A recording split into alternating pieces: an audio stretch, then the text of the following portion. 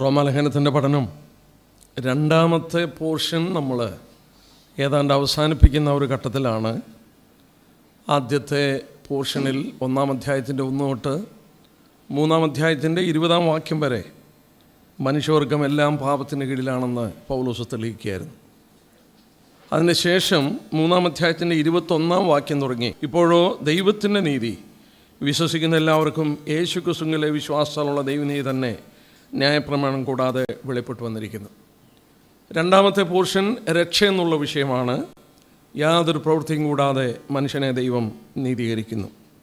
പ്രവർത്തിക്കാത്തവൻ എങ്കിലും അഭക്തനെ നീതീകരിക്കുന്ന ദൈവത്തിൽ വിശ്വസിക്കുന്നവന് അവൻ്റെ വിശ്വാസം നീതിയായി കണക്കെടുത്തു. 4-ാം അധ്യായം ഉടനീളം അബ്രഹാമിനെ ദൃഷ്ടാന്തമായി എടുത്ത് കാണിച്ചു. യാതൊരു പ്രവൃത്തിയും ചെയ്യാതെ പരിശോധന ഏൽക്കുന്നതിന് മുമ്പ് ഒരു ജാതീയ പശ്ചാത്തലത്തിൽ നിന്ന് അബ്രഹാം വന്ന് വാർദ്ധക്യത്തിൽ അവൻ്റെ മക്കളെ ആകാശത്തിലെ നക്ഷത്രങ്ങളെ പോലെ ആക്കുമെന്ന് പറഞ്ഞപ്പോൾ അബ്രഹാം വിശ്വസിച്ചു. ആ വിശ്വാസം നീതിയായി കണക്കിട്ടു. നമ്മൾ ഓർത്തതുപോലെ യാതൊരു പ്രവൃത്തിയുമില്ല. അബ്രഹാം പരിശോധന ഏൽക്കുന്നതിന് മുമ്പ് നീതീകരിക്കപ്പെട്ടു. നമ്മൾ അതോടുള്ള ബന്ധത്തിൽ 4-ാം അധ്യായത്തിൽ കൺക്ലൂഡ് ചെയ്യുന്നത്, ഇത് എഴുതിയിരിക്കുന്നത് നമ്മെ വിചാരിച്ചാൽ. അതിൻ്റെ 23-ാം വാക്യത്തിൽ കണ്ടു, അവന് കണക്കിട്ടു എന്ന് എഴുതിയിരിക്കുന്നത് അവനെ വിചാരിച്ച് മാത്രമല്ല, നമ്മെ വിചാരിച്ചും കൂടെയാകുന്നു. നമ്മുടെ അതിക്രമ നിമിത്തം മരണത്തിനേൽപ്പിച്ചും നമ്മുടെ നീതീകരണത്തിനായി ഉയർപ്പിച്ചുമിരിക്കുന്ന നമ്മുടെ കർത്താവ് യേശു ക്രിസ്തുവിനെ മരിച്ചവരിൽ നിന്ന് ഉയർപ്പിച്ചവനിൽ വിശ്വസിക്കുന്ന നമുക്കും കണക്കിടുവാനുള്ളതാകയാൽ തന്നെ അബ്രഹാമിൻ്റെ ജീവിതം എടുത്തു കാണിച്ചു. ദാവീദിൻ്റെ വാക്കുകൾ എടുത്തു കാണിച്ചു. അധർമ്മം മോചിച്ചും പാപം മറിച്ചും കിട്ടിയ മനുഷ്യൻ ഭാഗ്യവാൻ. 32-ാം സങ്കീർത്തനം ദാവീദ് നമ്മൾ ഓർത്തതുപോലെ ബത്ശേബയോടുള്ള ബന്ധത്തിൽ പാപം ചെയ്ത ശേഷം രേഖപ്പെടുത്തിയതാണ്. യാതൊരു കാരണവശാലും സ്വന്തം പ്രവൃത്തി കൊണ്ട് ദാവീദിന് നീതീകരണമില്ല. എന്നാൽ ആ ദാവീദ് പറയുന്നു, ഭാഗ്യവാനായ മനുഷ്യൻ, ദൈവം ഈ പ്രവൃത്തികളൊന്നും കണക്കാക്കാതെ പാപത്തെ മോചിച്ചു കിട്ടുന്ന മനുഷ്യനാണ്. ഇത് രണ്ടും എടുത്തുദ്ധരിക്കുന്നത് നമ്മൾ ഓർത്തതുപോലെ നമ്മെ മനസ്സിലാക്കി തരാനായിട്ടാണ്. നമ്മുടെ രക്ഷയുള്ള ബന്ധത്തിൽ സ്നാനത്തിനും യാതൊരു പ്രസക്തിയുമില്ല. രക്ഷിക്കപ്പെടാൻ സ്നാനപ്പെടേണ്ട ആവശ്യമില്ല. രക്ഷിക്കപ്പെട്ടവർ രക്ഷിക്കപ്പെട്ടു എന്നതിൻ്റെ അനുസരണത്തിൻ്റെ അടയാളമായി കർത്താവിൻ്റെ കൽപ്പന അനുസരിക്കുമ്പോൾ സ്നാനയാനത്തിൽ കർത്താവിനെ സാക്ഷിക്കുകയാണ്. അതിൻ്റെ ശേഷം 5-ാം അധ്യായത്തിലേക്ക് നമ്മൾ കടന്നു വന്നു. നമ്മൾ ചിന്തിച്ചുകൊണ്ടിരിക്കുന്ന വിഷയത്തിൻ്റെ അവസാനം 5-ാം അധ്യായത്തിൻ്റെ 11-ാം വാക്യം വരെയാണ്. നമ്മൾ ഏതാണ്ട് 3-4 വാക്യങ്ങൾ ശ്രദ്ധിക്കുകയുണ്ടായി. നമുക്ക് ആ ഭാഗം ഒന്നുകൂടെ വായിച്ച് പെട്ടെന്ന് അവിടെ വിട്ട് നമുക്ക് ബാക്കി ഭാഗം കൂടെ അവസാനിപ്പിക്കുവാനായിട്ട് ശ്രമിക്കാം. നമ്മൾ ആദ്യത്തെ 3-4 വാക്യങ്ങൾ എടുത്തതുകൊണ്ട് ഞാനത് വിശദമായിട്ട് എടുക്കുന്നില്ല. വിശ്വാസത്താൽ നീതീകരിക്കപ്പെട്ടിട്ട് നമ്മുടെ കർത്താവായ യേശു ക്രിസ്തു മൂലം നമുക്ക് ദൈവത്തോട് സമാധാനമുണ്ട്. The fruit or result of justification. നീതീകരണത്തിൻ്റെ ഫലം അല്ലെങ്കിൽ യേശു ക്രിസ്തുവിൽ വിശ്വസിച്ച് രക്ഷിക്കപ്പെട്ടതിൻ്റെ ഫലം എന്താണെന്ന് 5-ാം അധ്യായത്തിൻ്റെ ആദ്യത്തെ 11 വാക്യങ്ങളിലൂടെ നമ്മെ പൗലോസ് മനസ്സിലാക്കി തരികയാണ്. അവിടെയാണ് സെക്കൻഡ് പാർട്ട്, രക്ഷിക്കപ്പെടുക എന്നുള്ള സാൽവേഷൻ എന്നുള്ള വിഷയം അവസാനിക്കുന്നത്. അതിനുശേഷം വേർപാടെന്നുള്ള വിഷയം 12-ാം വാക്യം തുടങ്ങി ആരംഭിക്കുകയാണ്. ദൈവം അനുവദിച്ചാൽ ഇന്ന് ആ ഭാഗത്തിലേക്ക് നമുക്ക് കടന്നു പോകാം. എന്നാൽ വിശ്വാസത്താൽ നീതീകരിക്കപ്പെട്ടിട്ട്, ആ വാക്യം ഓർക്കുക, നീതീകരണം വിശ്വാസത്താലാണ്, പ്രവൃത്തിയാലല്ല. വീണ്ടും അത് ഊന്നൽ പറയുന്നു. വിശ്വാസത്താൽ നീതീകരിക്കപ്പെട്ടിട്ട് കർത്താവ് യേശു ക്രിസ്തു മൂലം ദൈവത്തോട് സമാധാനമുണ്ട്. നോക്കുക, നീതീകരണത്തിൻ്റെ ആദ്യത്തെ ഫലം നമ്മൾ ഓർത്തു, നമുക്ക് സമാധാനം, ദൈവത്തോട് സമാധാനം. നമ്മൾ ഓർക്കണം, ദുഷ്ടന്മാർക്ക് സമാധാനമില്ലെന്ന് ദൈവം പറഞ്ഞു. നമുക്ക് ദൈവത്തോട് സമാധാനം, അതിനെക്കാട്ടിൽ വലിയൊരു അനുഗ്രഹം ലഭിക്കാനായിട്ടില്ല. ദൈവത്തോട് നമുക്ക് സമാധാനം ലഭിക്കുക എന്ന് പറഞ്ഞാൽ we are peace with God. ദൈവസന്നിധിയിൽ നീതീകരിക്കപ്പെട്ട് കുറ്റമില്ലാത്തവരായി നമ്മളെ എണ്ണി ഒരു യുദ്ധം കഴിഞ്ഞ് സമാധാനം സ്ഥാപിച്ച പോലെ ദൈവത്തിൻ്റെ സന്നിധിയിൽ നമുക്ക് സമാധാനമായി നിൽപ്പാൻ ഇടയാക്കി തീർത്തിരിക്കുകയാണ്. സകലവും നിർവഹിച്ച യേശു ക്രിസ്തുവിൽ വിശ്വസിച്ച ഏക കാരണത്താൽ ദൈവത്തോട് നമുക്ക് സമാധാനം കിട്ടി. ദൈവത്തോട് സമാധാനം കിട്ടിയ നമ്മൾ ഫിലിപ്പി ലേഖനത്തിൽ നിന്ന് കണ്ടു, ദൈവസമാധാനം വിശുദ്ധന്മാർക്ക് ദാനം ചെയ്യുന്നു. ഒന്നിനെക്കുറിച്ചും വിചാരപ്പെടാതെ നമ്മുടെ ആവശ്യങ്ങളൊക്കെ ദൈവത്തോട് അറിയിക്കുകയാണെങ്കിൽ സകല ബുദ്ധിയെയും കവിയുന്ന ദൈവസമാധാനം നമ്മുടെ ഹൃദയങ്ങളെ കാക്കും. 2-ാം വാക്യത്തിലേക്ക് കടന്നു വരുമ്പോൾ ദൈവത്തോട് സമാധാനം കിട്ടുക മാത്രമല്ല, നാം നിൽക്കുന്ന ഈ കൃപയിലേക്ക് നമുക്ക് അവൻ മൂലം വിശ്വാസത്താൽ പ്രവേശനവും ലഭിച്ചു.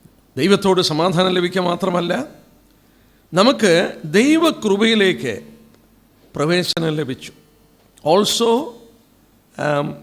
V have access into his grace. നമ്മൾ ഓർക്കണം, എസ്തേറിൻ്റെ പുസ്തകത്തിൽ നമ്മൾ വായിക്കുകയുണ്ടായി, രാജാവ് അനുവദിക്കാതെ ഒരു വ്യക്തി അവൻ്റെ സന്നിധിയിലേക്ക് കടന്നു ചെന്നാൽ അവൻ കൊല്ലപ്പെടും. ഒരു വ്യക്തി രാജാവിൻ്റെ മുന്നിൽ വരുമ്പോൾ രാജാവ് ചെങ്കോല് നീട്ടുന്നില്ലെങ്കിൽ, എസ്തേറിൻ്റെ പുസ്തകം 5-ാം അധ്യായത്തിലൊക്കെ നമ്മൾ കണ്ടു, ആ വ്യക്തി എടുത്തുകൊണ്ട് പോയി കൊല്ലും. നമ്മൾ എസ്തേർ അർത്ഥശിഷ്ട രാജാവിൻ്റെ മുന്നിൽ വളരെ ഉപവാസത്തോടും പ്രാർത്ഥനയോടും കൂടെ അവൾ കടന്നു ചെന്നപ്പോൾ രാജാവിന് അവളോട് കൃപ തോന്നി. ചെങ്കോൽ അവളുടെ നേരെ നീട്ടി. അവൾ ചെന്ന് ചെങ്കോൽ തൊടുകയാണ്. എസ്തേറേ, നിനക്ക് എന്ത് വേണമെന്നുള്ളത് അവിടെ ചോദിക്കുകയാണ്. നമ്മളും ഏതാണ്ട് ക്രിസ്തു മൂലം ദൈവം നമ്മളോട് കൃപ കാണിച്ചതിൻ്റെ മഹത്വമാണ് അതിലൂടെ നമുക്ക് കാണാൻ സാധിക്കുന്നത്. ദൈവത്തിൻ്റെ ഫേവർ നമുക്ക് ലഭിച്ചു. നാം ഇന്ന് ദൈവകൃപയിൽ നിൽക്കുകയാണ്. We stand in grace. നമ്മൾ കൃപയിൽ നിൽക്കുന്നെന്ന് പറയുമ്പോൾ we are allowed to enter to the sphere of God's grace എന്നാണ് ഒരു ഭാഷാന്തരത്തിൽ ന്യൂ ഇംഗ്ലീഷ് ബൈബിളിൽ വായിക്കുന്നത്. ദൈവത്തിൻ്റെ കൃപയുടെ പ്രതലത്തിലേക്ക് നമുക്ക് പ്രവേശനം ദൈവം നമുക്ക് നൽകി. അനുകൂലം. നമ്മൾ ദൈവകൃപയിൽ നമ്മൾ നിൽക്കുകയാണ്. നമ്മൾ വീണാലും ദൈവകൃപയിലാണ്. ആ കൃപയുടെ ബഹുത്വം നമ്മൾ ഓർത്തതുപോലെ നിത്യതയിൽ കടന്നു ചെല്ലുമ്പോൾ കാണാനായിട്ട് സാധിക്കും. അതിൻ്റെ ശേഷം നമ്മൾ വായിക്കുന്നു, ഇത് മാത്രമല്ല, അടുത്തായിട്ട് പറയുന്നത്, നാം ദൈവതേജസ്സിൻ്റെ പ്രത്യാശയിൽ പ്രശംസിക്കുന്നു. We rejoice in God's glory. We rejoice in God's glory. We rejoice in hope of the glory of God. നോക്കുക, ഈ നീതീകരണത്തിൻ്റെ അൾട്ടിമേറ്റ് എഫക്റ്റ് എന്ന് പറയുന്നത് ഈ ദൈവമഹത്വത്തിലേക്ക് നമ്മൾ പ്രവേശിക്കുന്നതാണ്. ആ വലിയ പ്രത്യാശ നമുക്ക് ലഭിച്ചു. സ്വർഗത്തെക്കുറിച്ചുള്ള ചിന്ത, സ്വർഗത്തെക്കുറിച്ചുള്ള ആ വലിയ മഹത്വപൂർണമായ പ്രത്യാശ നമ്മുടെ മനസ്സിലേക്ക് നൽകി.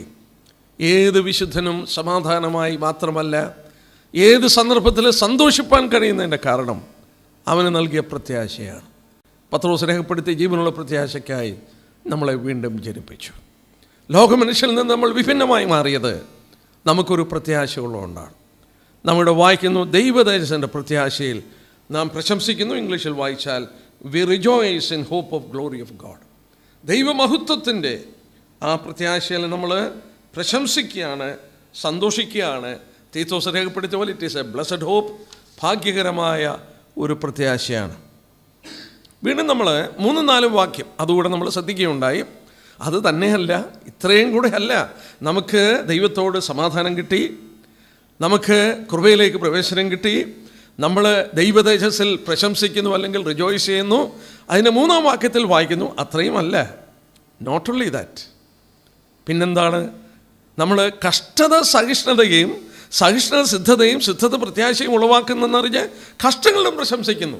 ദൈവമക്കളെ കഷ്ടങ്ങളിലും റിജോയ്സ് ചെയ്യുന്നു. ദൈവ തേജസ്സിൽ അവർ റിജോയ്സ് ചെയ്യുന്നു. ഈ ലോകത്തിൽ അവർക്ക് കഷ്ടങ്ങളുണ്ടെങ്കിലും കഷ്ടങ്ങളിൽ അവർ പ്രശംസിക്കുന്നു. തിപ്ലിസസ് എന്നുള്ള വാക്കാണ് ട്രിബുലേഷൻ എന്നുള്ള വാക്കിന് വന്നിരിക്കുന്നത്. നമ്മളതിൻ്റെ അർത്ഥമൊക്കെ ശ്രദ്ധിക്കുകയുണ്ടായി. അതൊരു ലാറ്റിൻ വാക്കിൽ നിന്ന് കടന്നു വന്നതാണ്. ആ വാക്ക് ആ കാലത്ത് ഉപയോഗിച്ചത് ഈ ഗോതമ്പൊക്കെ അല്ലെങ്കിൽ ധാന്യങ്ങളൊക്കെ വേർതിരിച്ച് അതിൻ്റെ പതിരുകളൊക്കെ മാറ്റുന്ന ഒരു ഉപകരണമായിരുന്നു. ആ വാക്കിൽ നിന്നാണ് ഈ ട്രിബുലേഷൻ, തിപ്ലിസിസ് എന്ന വാക്കിൽ നിന്നാണ് ട്രിബുലേഷൻ എന്ന വാക്ക് വന്നത്. നമ്മുടെ കഷ്ടങ്ങളൊക്കെ നമ്മളിൽ ചിലത് പ്രവർത്തിക്കുന്നു. ഈ ലോകത്തിൽ കഷ്ടങ്ങളുണ്ട്. കർത്താവ് പറഞ്ഞു, നിങ്ങൾക്ക് കഷ്ടമുണ്ട്. പക്ഷേ കഷ്ടത നമ്മളെ രൂപാന്തരപ്പെടുത്തുന്നു. നമ്മൾ ഓർത്തു, കഴിഞ്ഞ ദിവസം നമ്മളത് വിശദമായിട്ട് ശ്രദ്ധിച്ചു. കഷ്ടത സഹിഷ്ണുത, സഹിഷ്ണുത സിദ്ധത, അപ്രൂവൽ, സിദ്ധത പ്രത്യാശയെ ഉളവാക്കും. It produces character in us. നമ്മളിലത് ഉളവാക്കുകയാണ്. ഇല്ലാതിരുന്ന ഒരു ക്യാരക്ടർ നമ്മളിൽ വളർത്തിയെടുക്കുകയാണ്. ദൈവം നമ്മളിൽ പ്രവർത്തിക്കുന്നു. അതിൻ്റെ ഏറ്റവും വലിയ തെളിവാണ് ഇത് നമ്മളിൽ സംഭവിക്കും. അത് കണ്ട് നമ്മൾ സന്തോഷിക്കുകയാണ്, അതിൽ നമുക്ക് സന്തോഷിക്കുകയാണ്. നമ്മൾ ഓർത്തു, ഇനി നമുക്ക് അടുത്ത ഭാഗത്തിലേക്ക് പ്രവേശിക്കാം. നമ്മൾ ഓർത്തു, ദൈവത്തോട് സമാധാനം കിട്ടി, ദൈവകൃപയിലേക്ക് പ്രവേശനം കിട്ടി. മാത്രമല്ല ദൈവ തേജസ്സിൽ നമ്മൾ റിജോയ്സ് ചെയ്യുകയാണ്. അതുമല്ല, കഷ്ടതയിൽ നമ്മൾ റിജോയ്സ് ചെയ്യുകയാണ്. വിശ്വാസ ജീവിതത്തിൻ്റെ മഹത്വം നോക്കുക. അങ്ങനെയാകുമ്പോൾ ഒരു ചോദ്യം വന്നേക്കാം. 5-ാം വാക്യത്തിൽ നോക്കുക, ഇതൊക്കെ ഇങ്ങനെയൊക്കെ ഈ അനുഗ്രഹങ്ങളൊക്കെ അനുഭവിക്കുമ്പോൾ ഇത് നമ്മളെ നിരാശപ്പെടുത്തുമോ, അതോ ഇത് വെറും നമ്മുടെ ഒരു വികാരത്തിൽ നിന്ന് ഉളവായതാണോ എന്നൊരു ചോദ്യം ഒരു പക്ഷേ കടന്നു വന്നേക്കാം. എന്നാൽ അവിടെ വായിക്കുന്നത് എന്താ? ഞങ്ങളുടെ പ്രത്യാശയ്ക്ക് ഭംഗം വരുന്നില്ല. പ്രത്യാശയ്ക്ക് ഭംഗം വരത്തില്ല. എന്താ കാരണം? ഈ പ്രത്യാശ ഉണ്ടല്ലോ. നമ്മളൊന്ന് ആലോചിച്ച് നോക്കിയേ, നമ്മൾ രക്ഷിക്കപ്പെട്ട ദൈവമക്കൾക്ക് ലഭിച്ച ഈ അനുഗ്രഹങ്ങൾ, ഈ വലിയ ആഗ്രഹങ്ങൾ, ഈ സ്വർഗത്തെക്കുറിച്ചുള്ള മഹത്വപൂർണ്ണമായ പ്രത്യാശയൊക്കെ നമ്മുടെ മനസ്സിൽ നിറഞ്ഞു നിന്ന് കഷ്ടങ്ങളിൽ സന്തോഷിപ്പാനും ഒക്കെ നമുക്ക് സാധിക്കുന്നു. ഇത് ശരിയല്ലെങ്കിലോ? ഈ പ്രത്യാശയും ഈ ആഗ്രഹമൊക്കെ ഇത് ശരിയായിട്ടുള്ളതല്ലെങ്കിലോ? നമ്മൾ നിരാശരായപ്പോൾ നമ്മളായിരിക്കും ഏറ്റവും അതിൽ അധമന്മാരായി തീരാൻ പോകുന്ന ആളുകൾ. എന്നാൽ ഇവിടെ പൗലോസ് പറയുന്നത് ശ്രദ്ധിക്കണം, പ്രത്യാശയ്ക്ക് ഭംഗം വരുന്നില്ല. കാരണം ദൈവത്തിൻ്റെ സ്നേഹം നമുക്ക് നൽകപ്പെട്ട പരിശുദ്ധാത്മാവാണ് നമ്മുടെ ഹൃദയങ്ങളിൽ പകർന്നിരിക്കുന്നുവല്ലോ. അത് നമ്മൾ ഇന്ന് അനുഭവിക്കുന്നത് കൊണ്ട് നമുക്കിതിനകത്ത് യാതൊരു സംശയവുമില്ല. പൗലോസ് ചോദിക്കുകയാണ്, ഈ പ്രത്യാശയ്ക്ക് ഭംഗം വരുമോ? Does this hope disappoint us? ഈ പ്രത്യാശ നമ്മളെ നിരാശപ്പെടുത്തുമോ? ഇതൊക്കെ ആഗ്രഹിച്ച് അവസാനം വരെ ജീവിച്ചിട്ട് അതില്ലാതെ വന്നാലോ? പണ്ടാരോ പറഞ്ഞ പോലെ കഷ്ടപ്പെട്ട് ഗോവേണി ചവിട്ടി ചവിട്ടി ആ ലാഡറിൽ ചവിട്ടി ചവിട്ടി വിജയത്തിന് വേണ്ടി മോളിൽ ചെന്നപ്പോഴാണ് മനസ്സിലായത് it was leaning on the wrong wall. ആഗ്രഹിച്ച ഭിത്തിയിലല്ല, വേറെ എവിടെയോ അത് ചാരി വെച്ചിരിക്കുകയായിരുന്നു. അതിന് മണ്ടയ്ക്ക് ചെന്നപ്പോഴാണ് അത് മനസ്സിലായത്. നിരാശനായിപ്പോയി. ഇവിടെ പൗലോസ് ചോദിക്കുന്നത് അതുപോലെയാണ്. പൗലോസ് പറഞ്ഞ മറുപടി, this hope will not disappoint us. നമ്മളെ ഒരു കാരണവശാലും ഇത് നിരാശപ്പെടുത്തത്തില്ല. എന്താ കാരണം? ദൈവ സ്നേഹം ഞങ്ങളുടെ ഹൃദയങ്ങളിൽ പകർന്നിരിക്കുകയാണ്. We are enjoying it, we know it, we have the assurance of it because the joy that is shed into our hearts by the Holy Spirit which is given to us. നമുക്ക് നൽകപ്പെട്ട പരിശുദ്ധാത്മാവിനാൽ. ആ വാക്ക് നോക്കാട്ടെ, ഞങ്ങളുടെ പ്രത്യാശയ്ക്ക് ഭംഗം വരത്തില്ല. അതിൻ്റെ കാരണം പറയുന്നു, ഞങ്ങളുടെ ഉള്ളിലേക്ക് ദൈവസ്നേഹം പകർന്നു ദൈവത്തിൻ്റെ ആത്മാവ് മൂലം. നമ്മുടെ ഉള്ളിലേക്ക് പരിശുദ്ധാത്മാവിനെ പകർന്നു. നമ്മൾ ഓർക്കണം, ഇത് നമ്മുടെ സ്നേഹമല്ല, ഗോഡ്സ് ലവ്, ദൈവസ്നേഹമാണ് പകർന്നിരിക്കുന്നത്. ആ വാക്യം ഒന്ന് നോക്കട്ടെ. പ്രത്യാശയ്ക്ക് ഭംഗം വരാതിരിക്കുന്നതിൻ്റെ കാരണം എന്നാ? ദൈവസ്നേഹം, the love of God is shed into our heart. ദൈവത്തിൻ്റെ സ്നേഹമാണ് നമ്മുടെ ഉള്ളിലേക്ക് പകർന്നിരിക്കുന്നത്. അതെങ്ങനെ പകർന്നു? പരിശുദ്ധാത്മാവിനാൽ പകർന്നു. നമ്മൾ നേരത്തെ ചിന്തിച്ചു, ഇന്നലെ ചിന്തിക്കുകയുണ്ടായി. ആത്മാവിൻ്റെ ഫലങ്ങൾ നമ്മൾ ശ്രദ്ധിച്ചു. അവിടെ സ്നേഹം, സന്തോഷം, സമാധാനം, ആത്മാവിൻ്റെ ഫലങ്ങളിൽ ആദ്യം പറഞ്ഞ കൊല. ഇവിടെ ഈ 5-ാം അധ്യായത്തിൻ്റെ ആദ്യ ഭാഗങ്ങളിൽ നമ്മൾ കണ്ടു. ഞാൻ ആ ഭാഗങ്ങളിലേക്ക് കടന്നു പോകുന്നില്ല. ഇവിടെ പ്രത്യാശയ്ക്ക് ഭംഗം വരാതിരിക്കുന്നതിൻ്റെ കാരണം നമ്മൾ ഓർത്തതുപോലെ ദൈവത്തിൻ്റെ സ്നേഹം നമ്മുടെ ഉള്ളിൽ പകർന്നിരിക്കുകയാണ്. നമുക്ക് ഇവിടെ ഉപദേശപരമായ കാര്യം നമ്മൾ ചിന്തിച്ചതാണെങ്കിൽ ഒന്നുകൂടെ നോക്കിയാട്ടെ. ഇത് ദൈവത്തിൻ്റെ സ്നേഹം നമുക്ക് നൽകപ്പെട്ട പരിശുദ്ധാത്മാവിനാൽ, വിശ്വാസത്താൽ നീതീകരിക്കപ്പെട്ടവർക്ക് നൽകപ്പെട്ട അനുഗ്രഹത്തിൻ്റെ കൂട്ടത്തിൽ എടുത്തു പറഞ്ഞിരിക്കുന്ന കാര്യം എന്താണ്? നൽകപ്പെട്ട പരിശുദ്ധാത്മാവ്. രക്ഷിക്കപ്പെട്ട ദൈവത്തിന് ആദ്യം തരുന്ന അനുഗ്രഹമാണ് ദൈവത്തിൻ്റെ ആത്മാവിനെ. ദൈവത്തിൻ്റെ പരിശുദ്ധ 8-ാം അധ്യായത്തിൻ്റെ 15-ാം വാക്യം നോക്കിയാട്ടെ. 8-ാം അധ്യായത്തിൻ്റെ 15-ാം വാക്യം, നിങ്ങൾ പിന്നെയും ഭയപ്പെടേണ്ടത് ദാസ്യത്തിൻ്റെ ആത്മാവിനെ അല്ല, നാം അബാപിതാവേ എന്ന് വിളിക്കുന്ന പുത്രത്വത്തിൻ്റെ ആത്മാവിനെ അത്രേ പ്രാപിച്ചത്. നോക്കുക, നമ്മുടെ ഉള്ളിലേക്ക് ആ ആത്മാവിനെ പകർന്നപ്പോൾ അതിൻ്റെ 23-ാം വാക്യം നോക്കിയാട്ടെ. 23, ചാപ്റ്റർ 8 വേഴ്സ് 23, 8-ാം അധ്യായത്തിൻ്റെ 23.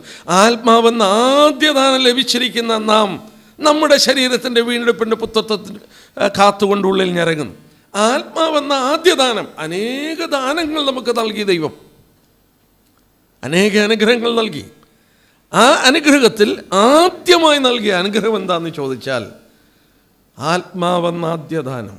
വിശ്വാസത്താൽ നീതീകരിക്കപ്പെട്ടിട്ട് പരിശുദ്ധാത്മാവിനെ നമ്മുടെ ഉള്ളിലേക്ക് പകർന്നു. എന്നെ കേൾക്കുന്ന പ്രിയപ്പെട്ടവരോട് വചനത്തിൻ്റെ ആധികാരികതയിൽ ഞാൻ ഓർപ്പിക്കട്ടെ, it is not a second blessing. ഇത് നമുക്ക് രണ്ടാമത് ലഭിക്കുന്ന ഒരു അനുഗ്രഹമല്ല. ദൈവപുത്രനിൽ വിശ്വസിച്ച ഉടനെ നമുക്ക് നൽകപ്പെടുന്ന ഒരു അനുഗ്രഹമാണ് പരിശുദ്ധാത്മാവിനെ നമ്മുടെ ഉള്ളിലേക്ക് തരികയാണ്. വേണമെങ്കിൽ സംശയമുള്ളവരുണ്ടെങ്കിൽ എഫേസ്യ ലേഖനം നിർത്താട്ടെ. 1-ാം അധ്യായം എഫേസ്യ ലേഖനം അതിൻ്റെ 1-ാം അധ്യായം നോക്കിയാട്ടെ. എഫെസ്യ ലേഖനം 1-ാം അധ്യായം. ശാന്തമായി നമുക്ക് ആ ഭാഗം ഒന്ന് വായിച്ചു നോക്കാം. 13-ാം അധ്യായം. അവനിൽ നിങ്ങൾക്ക് നിങ്ങളുടെ രക്ഷയെക്കുറിച്ചുള്ള സുവിശേഷം എന്ന സത്യവചനം നിങ്ങൾ കേൾക്കുകയും സുവിശേഷം നിങ്ങൾ കേട്ടു. അതിന് ശേഷം അവനിൽ വിശ്വസിക്കുകയും ചെയ്തിട്ട്, സുവിശേഷം കേട്ടു, അവനിൽ വിശ്വസിച്ചു. അടുത്തത് തൻ്റെ സ്വന്തം ജനത്തിൻ്റെ വീണ്ടെടുപ്പിന് വേണ്ടി തൻ്റെ മഹത്വത്തിൻ്റെ പൂഴ്ചയ്ക്കായിട്ട് നമ്മുടെ അവകാശത്തിൻ്റെ അച്ചാരമായ വാഗ്ദത്തത്തിന് പരിശുദ്ധാത്മാവാൽ മുദ്രയിട്ടിരിക്കുന്നു. 3 സ്റ്റെപ്പാണ്. സുവിശേഷം നമ്മൾ കേട്ടു, we heard the gospel, we put our trust in him, നമ്മൾ അവനിൽ വിശ്വാസം അർപ്പിച്ചു അല്ലെങ്കിൽ വിശ്വസിച്ചു. 3-ാമത് അവന് പരിശുദ്ധാത്മാവിൽ നമ്മളെ മുദ്രയിട്ടു. സുവിശേഷം കേട്ടു, വിശ്വസിച്ചു, മുദ്രയിട്ടു. ഈ മുദ്ര എന്നുവരെയാണ് നമ്മളുള്ളത്? 4-ാം അധ്യായം നോക്കിയാട്ടെ. 4-ാം അധ്യായം ചാപ്റ്റർ 4, എഫീഷ്യൻസ് ചാപ്റ്റർ 4, അതിൻ്റെ 30-ാം വാക്യം. പരിശുദ്ധാത്മാവിനെ ദുഃഖിപ്പിക്കരുത്, അവനാലല്ലോ നിങ്ങൾക്ക് വീണ്ടെടുപ്പ് നാളിനായി മുദ്രയിട്ടിരിക്കുന്നത്. ഇംഗ്ലീഷിൽ വായിച്ചാൽ you are sealed until the day of redemption. നിങ്ങളെ വീണ്ടെടുക്കുന്നത് വരെ you can grieve the Holy Spirit. പരിശുദ്ധാത്മാവിനെ ദുഃഖിപ്പിക്കാം, പരിശുദ്ധാത്മാവിനെ നിങ്ങൾക്ക് കെടുത്താം. നിങ്ങൾ പരിശുദ്ധാത്മാവിനെ ദുഃഖിപ്പിക്കരുത്, പരിശുദ്ധാത്മാവിനെ ദുഃഖിപ്പിക്കരുത്, അവനാലല്ലോ നിങ്ങൾക്ക് വീണ്ടെടുപ്പ് നാളിനായി മുദ്രയിട്ടിരിക്കുന്നത്. ഞാനിങ്ങനെ പറയട്ടെ, എന്നെ വിട്ടു പരിശുദ്ധാത്മാവ് പോവുകയാണെങ്കിൽ പിന്നെ ആത്മാവിന് ദുഃഖിക്കേണ്ട ആവശ്യമില്ല, അങ്ങ് പോയി. എന്നിൽ വിട്ടുപോകാതെ until the day of redemption, എന്നെ വീണ്ടെടുക്കുന്നത് വരെ ആ മുദ്ര എന്നിൽ വസിക്കുന്നതുകൊണ്ടാണ് ഞാൻ ആത്മാവിനെ അനുസരിക്കാതെ പാപമൊക്കെ ചെയ്യുമ്പോൾ ആത്മാവ് ദുഃഖിക്കുകയും കെട്ടുപോവുകയും ചെയ്യുന്നത്. ഒരഗ്നി പോലെ ജ്വലിക്കേണ്ട പരിശുദ്ധാത്മാവിൻ്റെ ജ്വാല എനിക്ക് കെടുത്തിക്കളയാൻ കഴിയും. എന്നാൽ ഇവിടെ നമ്മൾ ഓർത്തതുപോലെ it's not a second blessing. രക്ഷിക്കപ്പെടുന്ന ഉടനെ നമ്മൾ ഓർത്തതുപോലെ 8-ാം അധ്യായത്തിൻ്റെ 23-ാം വാക്യത്തിൽ വായിച്ച പോലെ ആത്മാവെന്ന ആദ്യദാനം നമുക്ക് ലഭിച്ചു. ദൈവമക്കൾ സംശയിക്കരുത്, നമുക്ക് കർത്താവ് തൻ്റെ ആത്മാവിനെ നൽകി. മാത്രമല്ല 8-15 വായിച്ച പോലെ അബ്ബാ പിതാവേ എന്ന് വിളിപ്പാനുള്ള പുത്രത്വത്തിൻ്റെ ആത്മാവാണ്. നാം പിതാവേ എന്ന് വിളിക്കുമ്പോൾ നമ്മൾ ഓർക്കണം, ദൈവത്തിൻ്റെ ആത്മാവ് നമുക്ക് നൽകപ്പെട്ടു. വീണ്ടും നമ്മൾ ഓർക്കണം, ഈ സ്നേഹം ദൈവസ്നേഹമാണ്. ഈ സ്നേഹം ദൈവസ്നേഹമാണ്. 8-ാം അധ്യായത്തിൻ്റെ 16-ാം വാക്യം നോക്കിയാട്ടെ. റോമലേഖനം 8-ാം അധ്യായത്തിൻ്റെ 16-ാം വാക്യം, 8-16. അവിടെ വായിക്കുന്നു, നാം ദൈവത്തിൻ്റെ മക്കൾ എന്ന ആത്മാവ് താനും നമ്മുടെ ആത്മാവോട് സാക്ഷ്യം പറയുന്നു. മനുഷ്യൻ ദേഹം, ദേഹി, ആത്മാവുണ്ട്. മനുഷ്യന് 3 ഭാഗമുണ്ട്: ദേഹം, ദേഹി, ആത്മാവ്, ബോഡി, സോൾ ആൻഡ് സ്പിരിറ്റ്. മനുഷ്യനിലുള്ള ആത്മാവിനോട് ദൈവത്തിൻ്റെ ആത്മാവ് പറയും, you are A child of God, സാക്ഷ്യം പറയുന്നു. അപ്പോൾ നമ്മളിൽ വസിക്കുന്ന പരിശുദ്ധാത്മാവ് നമ്മുടെ ആത്മാവിനോട് സാക്ഷ്യം പറയുകയാണ്. അത് നമുക്ക് നൽകപ്പെട്ട ആത്മാവ് മൂലം സാധിക്കുന്നു. നമ്മൾ ഓർക്കണം, ഈ സ്നേഹം നമുക്കിന്ന്, ആ സ്നേഹം നോക്കിയാട്ടെ, എത്രയോ വ്യത്യാസം നമ്മുടെ ജീവിതത്തിലുണ്ടായി. രക്ഷിക്കപ്പെടുന്നതിന് മുമ്പ് ദൈവജനത്തോട് നമുക്ക് സ്നേഹമെല്ലാം ഉണ്ടായിരുന്നോ? ഞാൻ സത്യം തുറന്നു പറയാം, എനിക്ക് അങ്ങനെ സ്നേഹമൊന്നുമില്ലായിരുന്നു. ക്രിസ്ത്യ കുടുംബത്തിൽ ജനിക്കപ്പെട്ടു, വളർത്തപ്പെട്ടു, ഒരു വിശ്വാസ കുടുംബത്തിൽ ജനിച്ചു വളർന്നെങ്കിലും ഞാൻ ദൈവമക്കളെ അങ്ങനെ സ്നേഹിക്കുകയും ഒന്നുമില്ലായിരുന്നു. എനിക്കൊരു സാധാരണക്കാരെ പോലെ ഉണ്ടായിരുന്നു. എന്നാൽ രക്ഷിക്കപ്പെട്ട ശേഷം ദൈവമക്കളെന്ന് പറഞ്ഞാൽ എൻ്റെ സ്വന്തം കുടുംബം പോലാണ്. എൻ്റെ ഉള്ളിലൊരു സ്നേഹം അവരോടുണ്ട്. അവരോടൊത്ത് സമയം ചെലവഴിപ്പാൻ, അവരെ സ്നേഹിപ്പാൻ, അവരെ കരുതുവാൻ, അവരുടെ സാന്നിധ്യം ഞാൻ ആഗ്രഹിക്കുന്നു. അവരോടൊത്ത് സമയം ചെലവഴിപ്പാൻ ഇഷ്ടപ്പെടുന്നതിൻ്റെ കാരണം എന്നാണ്? എന്നിൽ ദൈവം പകർന്ന ദൈവസ്നേഹമാണ്. ദൈവസ്നേഹം നോക്കുക, പിതാവിനോടുള്ള സ്നേഹം. നമ്മൾ ഓർക്കണം, പഴയ നിയമ കാലഘട്ടം ഒന്ന് ചിന്തിച്ചു നോക്കുക. ദൈവം എന്ന് പറഞ്ഞാൽ ഭയപ്പെട്ടു നിന്നു മനുഷ്യൻ. ലോകത്തിലുള്ള മതങ്ങളെ ഒന്ന് ആലോചിച്ച് നോക്കുക. അത് ഒരു രാജാവും അടിമയും പോലെ ചിന്തിച്ചിരുന്നു. പുതിയ നിയമ കാലഘട്ടത്തിൽ നമ്മൾ മുട്ടുകുത്തുമ്പോൾ വാസ്തവത്തിലൊരപ്പൻ്റെ അടുക്കൽ മുട്ടുകുത്തുന്ന പോലെ നമ്മുടെ ഉള്ളിൽ നിന്ന് അബ്ബാ പിതാവേ എന്ന് വിളിക്കുമ്പോൾ ഒരു പിതൃപുത്ര ബന്ധം ഭയമില്ലാതെ അടുത്തു വരുവാൻ നമുക്ക് സാധിക്കുന്ന ബന്ധം നമ്മുടെ ഉള്ളിൽ അനുഭവപ്പെടുന്നതിൻ്റെ കാരണം ദൈവം നമുക്ക് വേണ്ടി ചെയ്ത വലിയ പ്രവൃത്തിയാണ്. അവൻ്റെ ആത്മാവിനെ നമ്മുടെ ഉള്ളിൽ നൽകി ദൈവത്തിൻ്റെ സ്നേഹം നമ്മുടെ ഉള്ളിൽ പകർന്നതാണ്. ആ സ്നേഹം നമ്മളെ ഡിസപ്പോയിൻ്റ് ചെയ്യത്തില്ല. അതാ പൗലോസ് പറഞ്ഞേ, ഞങ്ങളുടെ പ്രത്യാശയ്ക്ക് ഭംഗമില്ല, അത് ഭംഗം വരത്തില്ല. കാരണം ദൈവസ്നേഹം ഞങ്ങളുടെ ഉള്ളിൽ പകർന്നിരിക്കുകയാണ്. രക്ഷിക്കപ്പെട്ടെന്നുള്ളതിൻ്റെ ഒരു പ്രൂഫ് കൂടെ ഞാൻ കാണിച്ചു തരാം. 1 യോഹന്നാൻ 3:14 നോക്കിയാട്ടെ. 1 John chapter 3 verse 14. This is one of the proof that you are saved. നിങ്ങൾ രക്ഷിക്കപ്പെട്ടു എന്നുള്ളതിൻ്റെ തെളിവാണ് 1 യോഹന്നാൻ 3:14 നമ്മൾ വായിക്കുന്നു. ഇങ്ങനെയാണ് വായിക്കുന്നത്. 1 യോഹന്നാൻ 3:14 വാക്യം. നാം മരണം വിട്ട് ജീവനിൽ കടന്നിരിക്കുന്നെന്ന് സഹോദരന്മാരെ സ്നേഹിക്കുന്നതിനാൽ നമുക്കറിയാം. ദൈവത്തിന് സ്തോത്രം. ഒന്ന് ആലോചിച്ച് നോക്കിയേ, നമ്മൾ രക്ഷിക്കപ്പെട്ടൊരു ദൈവ ഇതിലാണെന്ന് ഉറപ്പുള്ളതിൻ്റെ കാരണം എന്നാ? നാം പരസ്പരം സ്നേഹിക്കുന്നു, സഹോദരന്മാരെ സ്നേഹിക്കുന്നു. ഇവിടെ വായിക്കുന്ന പോലെ നാം മരണം വിട്ട് ജീവനിൽ കടന്നിരിക്കുന്നെന്ന് സഹോദരന്മാരെ സ്നേഹിക്കുന്നതിനാൽ നമുക്കറിയാം. എന്താ ഇതിൻ്റെ കാരണം? ആ സ്നേഹം നമ്മുടെ ഉള്ളിൽ നൽകിയത് പരിശുദ്ധാത്മാവിനെ നൽകിയുകൊണ്ടാണ്. പരിശുദ്ധാത്മാവിനെ എപ്പോഴാണ് നമുക്ക് നൽകിയത്? വിശ്വാസത്താൽ നീതീകരിക്കപ്പെട്ടപ്പോഴാണ്. ഞാൻ രക്ഷിക്കപ്പെട്ടപ്പോഴാണ്. ഞാൻ രക്ഷിക്കപ്പെട്ടു, മരണം വിട്ട് ജീവനിൽ കടന്നെന്ന് എനിക്ക് ഉറപ്പ് തരുന്നു. ഞാൻ എൻ്റെ സഹോദരന്മാരെ സ്നേഹിക്കുമ്പോൾ ഇറ്റ് ഈസ് എ പ്രൂഫ്. പൗലോസ് പറയുന്ന ആ താത്വികമായ ചിന്ത, ഫിലോസഫിക്കൽ ആർഗ്യുമെൻറ്റ്, ഞങ്ങളുടെ ഈ അനുഗ്രഹങ്ങളുണ്ടല്ലോ, ദൈവത്തിൻ്റെ സന്നിധിയിൽ ഞങ്ങൾക്ക് ദൈവത്തോട് സമാധാനം കിട്ടി, ഞങ്ങൾക്ക് കൃപയിലേക്ക് പ്രവേശനം കിട്ടി, ഞങ്ങൾ ദൈവ തേജസ്സിൻ്റെ പ്രത്യാശയിൽ സന്തോഷിക്കുന്നു. മാത്രമല്ല ഈ ലോകത്തിൻ്റെ കഷ്ടങ്ങളിൽ ഞങ്ങൾ സന്തോഷിക്കുന്നു.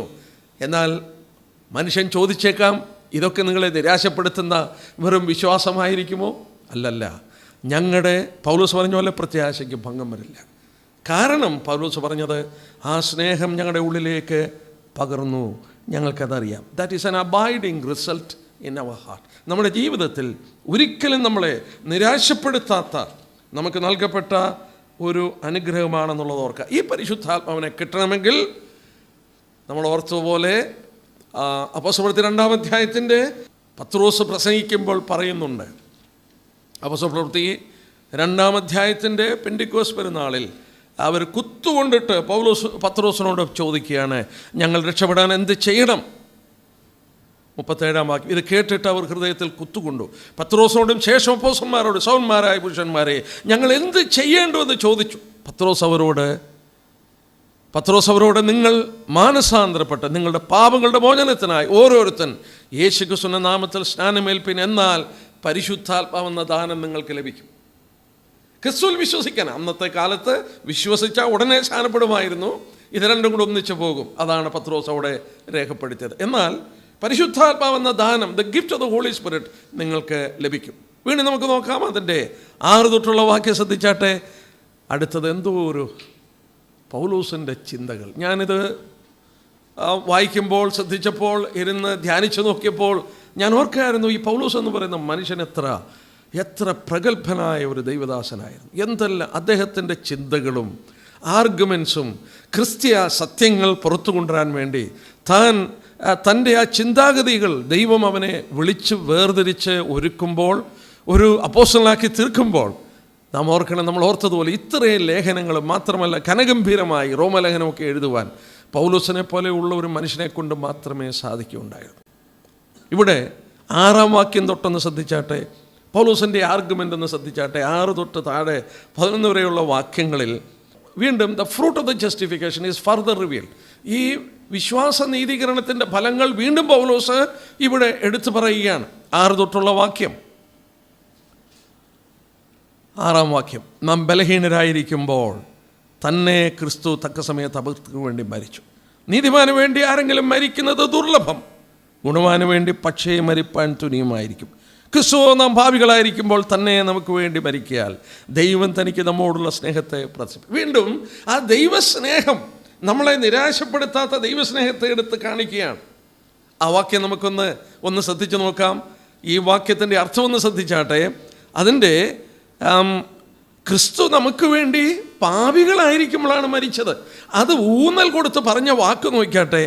7-ാം വാക്യത്തിൽ നീതിമാന് വേണ്ടി ആരെങ്കിലും മരിക്കുന്നത് ദുർലഭം.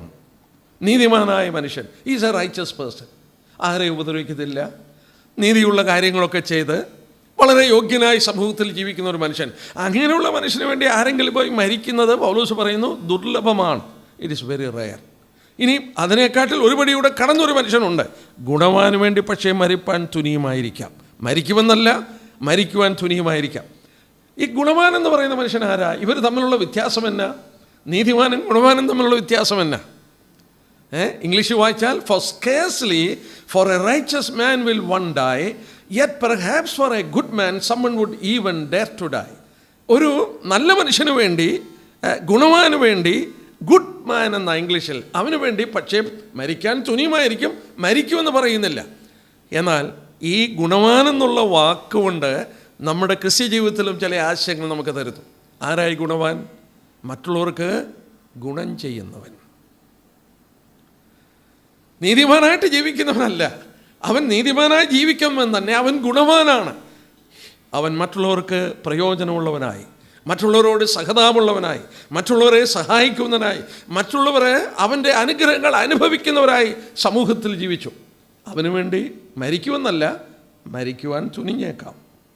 ഇത് രണ്ടും എടുത്ത് പറഞ്ഞിട്ട് അടുത്തായിട്ട് പറയുന്നത് എന്താണ്? ക്രിസ്തുവോ നാം പാപികളായിരിക്കുമ്പോൾ തന്നെ നമുക്ക് വേണ്ടി മരിക്കാൻ. നാം നീതിമാന്മാരുമല്ലായിരുന്നു, ഗുണവാന്മാരുമല്ലായിരുന്നു. നമ്മൾ ആരായിരുന്നു? നമ്മൾ പാപികളായിരുന്നു. പാപികളായിരിക്കുമ്പോൾ പൗലോസിൻ്റെ ആർഗ്യുമെൻ്റ് നോക്കി. നമ്മൾ പാപികളായിരിക്കുമ്പോൾ തന്നെ നമുക്ക് വേണ്ടി മരിക്കാൻ ദൈവം തനിക്ക് നമ്മോടുള്ള സ്നേഹത്തെ പ്രദർശിപ്പിക്കുന്നു.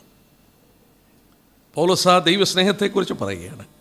നമ്മളെ നിരാശപ്പെടുത്താത്ത അനുഗ്രഹങ്ങൾ, അതിൻ്റെ അഷുറൻസ് നമുക്ക് ലഭിച്ചിരിക്കുന്നത് ഈ ദൈവസ്നേഹമാണ്.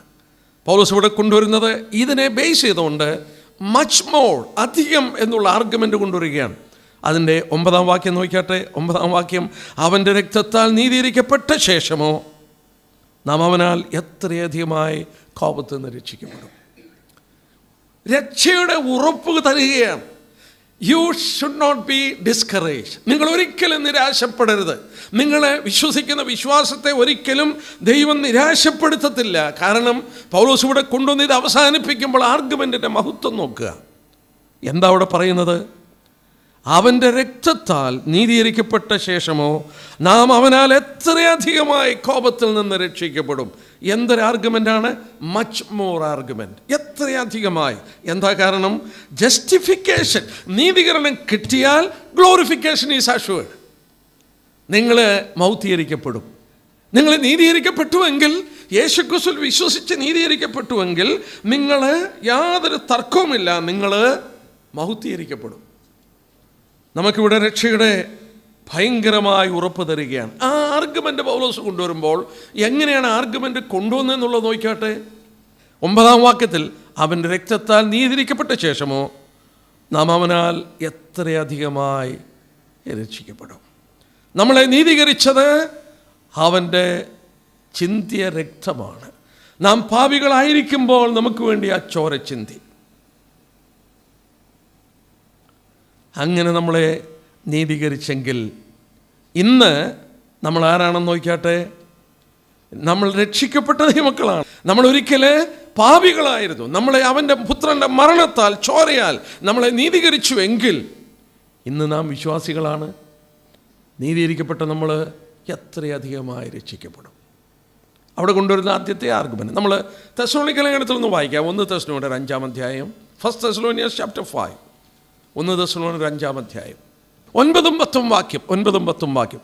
ദൈവം നമ്മെ കോപത്തിനല്ല, നാം ഉണർന്നിരുന്നാലും ഉറങ്ങിയാലും തന്നോടുകൂടെ ജീവിക്കേണ്ടതിന് നമുക്ക് വേണ്ടി മരിച്ച നമ്മുടെ കർത്താവായ യേശുക്രിസ്തു മൂലം രക്ഷയെ പ്രാപിപ്പാൻ അത്രേ നിയമിച്ചിരിക്കുന്നു. God has appointed us. It is his appointment. ദൈവം എന്തോ അപ്പോയിൻ്റ് ചെയ്തിരിക്കുന്നത്? നമ്മളെ കോപത്തിനല്ല. നമ്മൾ ഉറങ്ങിയാലും ഉണർന്നിരുന്നാലും. പല ആശയങ്ങൾ അതിനകത്ത് വരുന്നുണ്ട്. ആത്മീകമായി ഉറങ്ങിപ്പോകാം, പക്ഷെ രക്ഷിക്കപ്പെട്ടിട്ടുണ്ടോ? ഉറങ്ങിയാലും ഉണർന്നിരുന്നാലും. വലഞ്ഞുപോയ ലോത്ത് വലഞ്ഞുപോയി, എത്രയോ അധപതിച്ചു പോയി. പക്ഷേ പത്രോസ് രേഖപ്പെടുത്തി, നീതിമാനായ ലോത്ത് താനോ രക്ഷിക്കപ്പെടും തീയിലൂടെ എന്ന പോലെ. ആ നീതിമാനായ ലോത്തിനെയും ആ ന്യായവിധിക്ക് മുമ്പ് അവിടെ നിന്ന് വിടുവിച്ചുവെങ്കിൽ നമ്മളിവിടെ വായിച്ചതുപോലെ, ഓർത്തതുപോലെ നമ്മെ കോപത്തിനല്ല, ഉണർന്നിരുന്നാലും ഉറങ്ങിയാലും. വിശ്വാസ ജീവിതത്തിൽ ഉണർന്നിരിക്കണം. എന്നാൽ ഉറങ്ങിപ്പോയാലും നമ്മളെ ദൈവം എന്തിനാണ് നിശ്ചയിച്ചിരിക്കുന്നത്, നിയമിച്ചിരിക്കുന്നത്? He has appointed us. നമ്മളെ മരിച്ച നമ്മുടെ കർത്താവായ യേശുക്രിസ്തു മൂലം രക്ഷയെ പ്രാപിപ്പാനാണ്. It's four salvation. അതേ ആർഗ്യുമെൻ്റാണ് ഇവിടെ കൊണ്ടുവന്നത്. അവൻ്റെ രക്തത്താൽ നീതീകരിക്കപ്പെട്ടിട്ട് നമ്മൾ ഇന്ന് ദൈവമക്കളായി മാറി, വിശ്വാസികളായി. അങ്ങനെയാണെങ്കിൽ നമ്മൾ എത്രയധികമായി രക്ഷിക്കപ്പെടും. രണ്ടാമത് കൊണ്ടുവന്ന ആർഗ്യുമെൻ്റ് നോക്കിയാട്ടെ. 10-ാം വാക്യം. ഓരോ പടി പൗലോസ് മുന്നോട്ട് ഏറുകയാണ്. 10-ാം 10 വാക്യം, ശത്രുക്കളായിരിക്കുമ്പോൾ തന്നെ നമുക്ക് അവൻ്റെ പുത്രൻ്റെ മരണത്താൽ നിരപ്പ് ലഭിച്ചു എങ്കിൽ നിരന്ന ശേഷം നാം അവൻ്റെ ജീവനാൽ എത്രയധികമായി രക്ഷിക്കപ്പെടും. അവിടെ വായിക്കുന്നത് while we were enemies we were reconciled. നമ്മൾ ശത്രുക്കളായിരിക്കുമ്പോൾ നമ്മളെ നിരപ്പിച്ചു. നിരപ്പിക്കാൻ ദൈവം ഉപയോഗിച്ചത് പുത്രൻ്റെ മരണം. പുത്രൻ്റെ മരണം നമ്മളെ ദൈവത്തോട് നിരപ്പിക്കുവാൻ ദൈവം ഉപയോഗിച്ച മീഡിയ അല്ലെങ്കിൽ മാധ്യമം എന്ന് പറഞ്ഞാൽ പുത്രൻ്റെ മരണം. ശത്രുക്കളായിരിക്കുമ്പോൾ നമുക്ക് അവൻ്റെ പുത്രൻ്റെ മരണത്താൽ ദൈവത്തോട് നിരപ്പ് ലഭിച്ചെങ്കിൽ അടുത്തായിട്ട് വായിക്കുന്ന എന്നാ, നിരന്ന ശേഷം അവൻ്റെ ജീവനാൽ എത്രയധികമായി രക്ഷിക്കപ്പെടും. അവൻ്റെ ജീവൻ എന്നവിടെ ഉപയോഗിച്ചിരിക്കുന്നത് പുനരുത്ഥാന ജീവനാണ്. പുനരുത്ഥാന ജീവൻ, യേശുക്രിസ്തുവിൻ്റെ ഉയർത്തുന്നേറ്റ പുനരുത്ഥാന ജീവിതത്താൽ നമ്മൾ എത്രയധികമായി രക്ഷിക്കപ്പെടും. എന്താ കാരണം? യേശുക്രിസ്തു ഇന്ന് നമുക്ക് വേണ്ടി ദൈവസന്നിധിയിൽ പക്ഷപാതം ചെയ്യുകയാണ്. നമുക്ക് വേണ്ടി കരേറിപ്പോയി.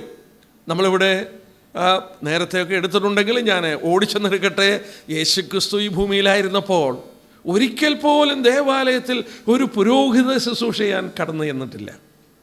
ഒരിക്കൽ പോലും ചെന്നിട്ടില്ല. കാരണം അവൻ യഹൂദ ഗോത്രത്തിൽ ജനിച്ചവനാണ്. ലേവി ഗോത്രക്കാരാണ് പുരോഹിതന്മാർ. ഒരിക്കൽ പോലും പൗരോഹിത്യ ശുശ്രൂഷയ്ക്ക് കടന്നു പോയിട്ടില്ല. അവൻ്റെ പൗരോഹിത്യം എപ്പോഴാണ് ആരംഭിച്ചത്? എബ്രായലേഖനം ഒന്നെടുത്താട്ടെ. നമുക്ക് വളരെ ധൈര്യം പകരുന്ന ഒരു വേദഭാഗമാണ്, അല്ലെങ്കിൽ ഒരു ചിന്താഗതിയാണ് ആ ചിന്താഗതി. അവൻ്റെ പൗരോഹിത്യ ശുശ്രൂഷ എപ്പോഴാണ് ആരംഭിച്ചത്? എബ്രായലേഖനം 7-ാം അധ്യായം നോക്കിയാട്ടെ, ഹീബ്രൂസ് ചാപ്റ്റർ 7 അതിൻ്റെ 14-ാമത്തെ വാക്യം. യഹൂദയിൽ നിന്ന് നമ്മുടെ കർത്താവ് ഉദിച്ചു എന്ന് സ്പഷ്ടമല്ലോ.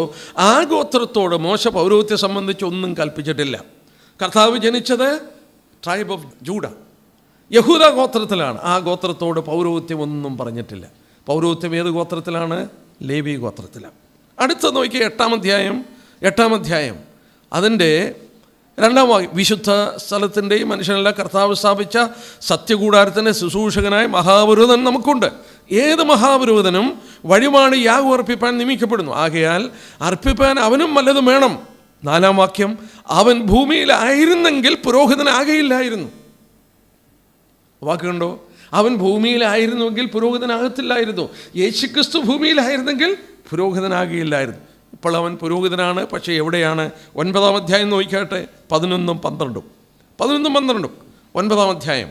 ക്രിസ്തുവോ വരുവാനുള്ള നന്മയുടെ മഹാപുരോഹിതനായി വന്നിട്ട് കൈപ്പണിയല്ലാത്തതായി എന്ന് വെച്ചാൽ ഈ സൃഷ്ടിയിൽ ഉൾപ്പെടാത്തതായി വലിപ്പവും തികമേറിയ കൂടാരത്തിൽ കൂടെ ആട്ടുകൊറ്റന്മാരുടെയും പശുക്കളാങ്ങളുടെ രക്തത്താൽ അല്ല, സ്വന്തം രക്തത്താൽ തന്നെ വിശുദ്ധ മന്ദിരത്തിലേക്ക് പ്രവേശിച്ച് എന്നേക്കുമുള്ളൊരു വീണ്ടെടുപ്പ് സാധിപ്പിച്ചു.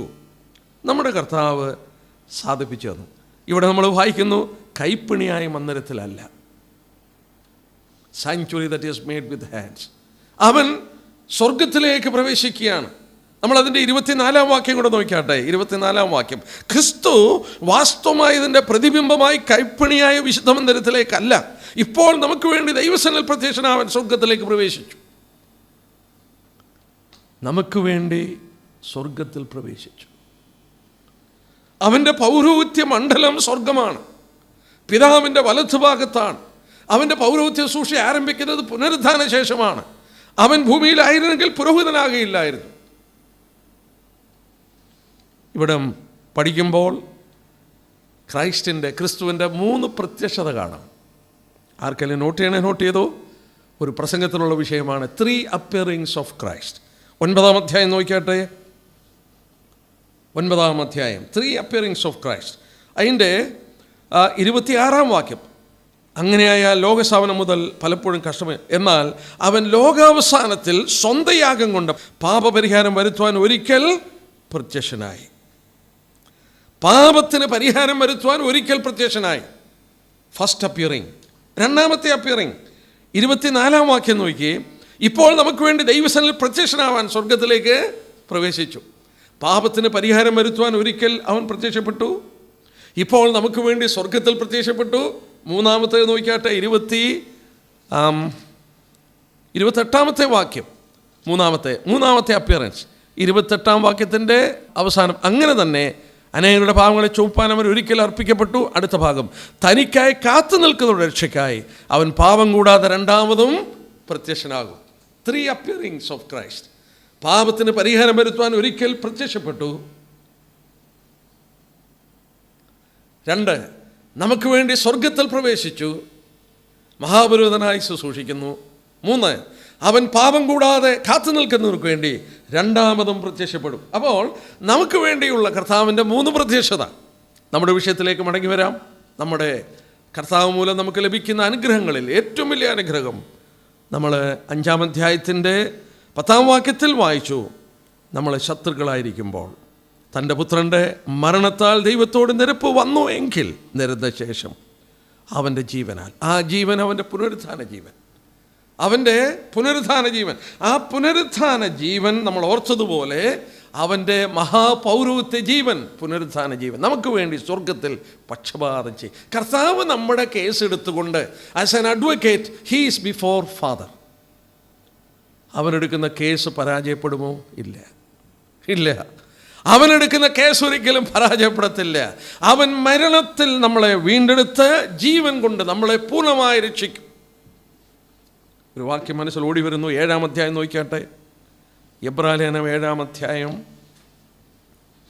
അവിടെ ഒരു വാക്കുണ്ട്, വളരെ ധൈര്യപ്പെടുത്തുന്ന ഒരു വാക്ക്. അതുകൂടെ ഞാനൊന്ന് വായിച്ചോട്ടെ, മനസ്സിൽ ഓടി വന്നുകൊണ്ടാണ്. അതിൻ്റെ 7-ാം അധ്യായത്തിൻ്റെ 25-ാം വാക്യം, 7:25. അതുകൊണ്ട് താൻ മുഖാന്തരമായി ദൈവത്തോട് അടുക്കുന്നവർക്ക് വേണ്ടി പക്ഷപാതം ചെയ്യുവാൻ സദാ ജീവിക്കുന്നതിനാകയാൽ അവരെ പൂർണ്ണമായി രക്ഷിപ്പാൻ അവൻ പ്രാപ്തനാകുന്നു. He is able to save them to the uttermost.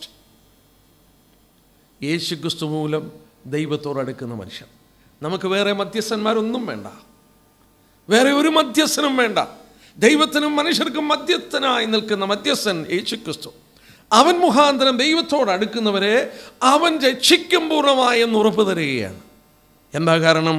അവൻ സദാ ജീവിക്കുകയാണ്. നമുക്ക് വേണ്ടി ജീവിക്കുന്ന കർത്താവ്, അവൻ നമ്മളെ പൂർണ്ണമായി രക്ഷിക്കും. അപ്പോൾ നമ്മൾ രണ്ടാമത്തെ കോൺട്രാസ്റ്റ് അവിടെ കണ്ടത്, അവൻ്റെ മരണത്താൽ നമ്മളെ നിരപ്പിച്ചു, അവൻ്റെ ജീവനാൽ നമ്മളെ എത്രയധികമായി രക്ഷിക്കും. മൂന്നാമതവിടെ വേറൊരു ചിന്തയുള്ളത്. നമ്മൾ നോക്കിയാട്ടെ, നമ്മുടെ 2 സ്റ്റേറ്റ്. ആ 10-ാം വാക്യത്തിൽ, 1, ശത്രുക്കളായിരുന്നപ്പോഴാണ് നമ്മളെ നിരപ്പിച്ച്, നിരന്ന ശേഷം നമ്മളിപ്പോൾ അവൻ്റെ മക്കളായി മാറി. അങ്ങനെയാണെങ്കിൽ ശത്രുക്കളായിരിക്കുമ്പോൾ പുത്രൻ്റെ മരണത്താൽ നിരപ്പ് ലഭിച്ചെങ്കിൽ ഇന്ന് നമ്മൾ ശത്രുക്കളല്ല, ഇന്ന് നമ്മൾ അവൻ്റെ മക്കളായി, മിത്രങ്ങളായി. അങ്ങനെയാണെങ്കിൽ നമ്മൾ എത്രയധികമായി രക്ഷിക്കപ്പെടും? പൗലോസ് കൊണ്ടിരുന്ന ആർഗ്യുമെൻറ്റിൽ അതും ചിന്തിച്ചാട്ടെ. ശത്രുക്കളായിരിക്കുമ്പോൾ ശത്രുക്കളെ നിരപ്പിക്കുക എന്നുള്ളതാണ് അസാധ്യം. ആ അസാധ്യം അവൻ സാധിപ്പിച്ച് നമ്മളെ മിത്രങ്ങളാക്കിയെങ്കിൽ, മിത്രങ്ങളായി അവനോട് നിരന്നവരായി തീർന്നെങ്കിൽ നമ്മളെ എത്രയധികമായി രക്ഷിക്കും. വീണ്ടും നമുക്ക് ആ രക്ഷയുടെ മഹത്വം അവിടെ വെളിപ്പെടാനായിട്ട് സാധിക്കുന്നു. അത് പറഞ്ഞ ശേഷം നോക്കുക, അതിൻ്റെ 11-ാം വാക്യം വീണ്ടും പൗലോസ് പറയുന്നു, അത്രയുമല്ല. അവിടെ കൊണ്ട് തീരുന്നില്ല, അത്രയുമല്ല. ആ 11-ാം വാക്യം കൂടെ വായിക്കാം. അത്രയുമല്ല, നമുക്കിപ്പോൾ നിരപ്പ് ലഭിച്ചതിനായി കാരണമായി നമ്മുടെ കർത്താവായ യേശുക്രിസ്തു മുഖാന്തരം നാം ദൈവത്തിൽ പ്രശംസിക്കുകയും ചെയ്യുന്നു. എന്താണ് നമ്മൾ ഞായറാഴ്ച വന്ന് ചെയ്യുന്നത്? നമ്മളിതാ ചെയ്യുന്നത്. We rejoice. And not only that, but we also rejoice in God. ദൈവത്തിൽ നമ്മൾ സന്തോഷിക്കുക. കാരണം എന്നാ? നമ്മുടെ കർത്താവ് യേശുക്രിസ്തു മുഖാന്തരം ദൈവത്തിൽ നമ്മൾ റിജോയ്സ് ചെയ്യുകയാണ്. നമ്മുടെ പുത്രനെ നൽകി ഇത്രത്തോളം അനുഗ്രഹം നമുക്ക് പകർന്നു തന്ന ദൈവത്തിൽ നമ്മൾ സന്തോഷിക്കുകയാണ്. ആ ഭാഗത്ത് നോക്കിയാട്ടെ, 3 റിജോയ്സിങ് കാണാം. 1, വി റിജോയ്സ് ഇൻ ഹോപ്പ്. നമ്മൾ പ്രത്യാശയിൽ നമ്മൾ സന്തോഷിക്കുന്നു, പ്രശംസിക്കുന്നുവെന്നാണ് മലയാളത്തിൽ രേഖപ്പെടുത്തിയിരിക്കുന്നത്. അതിൻ്റെ 2-ാം വാക്യത്തിൽ ദൈവതേജസ്സിൻ്റെ പ്രത്യാശയിൽ നമ്മൾ പ്രശംസിക്കുന്നു. വീണ്ടും നമ്മൾ കണ്ടു, കഷ്ടങ്ങളിലും നാം പ്രശംസിക്കുന്നു, കഷ്ടങ്ങളിലും പ്രശംസിക്കുന്നു. 3, നാം ദൈവത്തിലും പ്രശംസിക്കുന്നു, അല്ലെങ്കിൽ റിജോയ്സ് ചെയ്യുന്നു. 3 ഭാഗങ്ങളിലൂടെ ഈ ഭാഗത്ത് റിജോയ്സ് ചെയ്യുന്നു എടുത്ത് രേഖപ്പെടുത്തി. കർത്താവായ യേശുക്രിസ്തു മൂലം. 1-ാം വാക്യത്തിൽ ഒന്ന് നോക്കിയാട്ടെ, ഓടിച്ചു നോക്കിയാട്ടെ. 1-ാം വാക്യത്തിൽ യേശുക്രിസ്തുവിലൂടെ ദൈവത്തോട് സമാധാനം. 2-ാം വാക്യത്തിൽ യേശുക്രിസ്തുവിലൂടെ കൃപയിലേക്ക് പ്രവേശനം. 9-ാം വാക്യത്തിൽ യേശുക്രിസ്തുവിൻ്റെ രക്തത്താൽ ദൈവത്തോട് നിരപ്പ്. 10-ാം വാക്യത്തിൽ യേശുക്രിസ്തുവിൻ്റെ ജീവനാൽ അന്തിമമായ രക്ഷ നമുക്ക് ഉറപ്പ് വന്നിരിക്കുന്നു.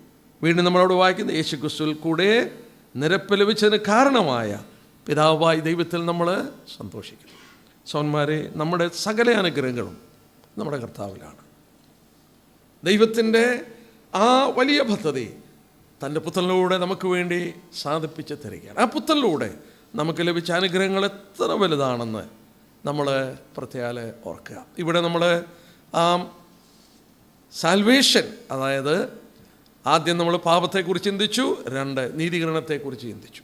നമ്മൾ 3-ാമത്തെ പോർഷനിലേക്ക് പോവുകയാണ്.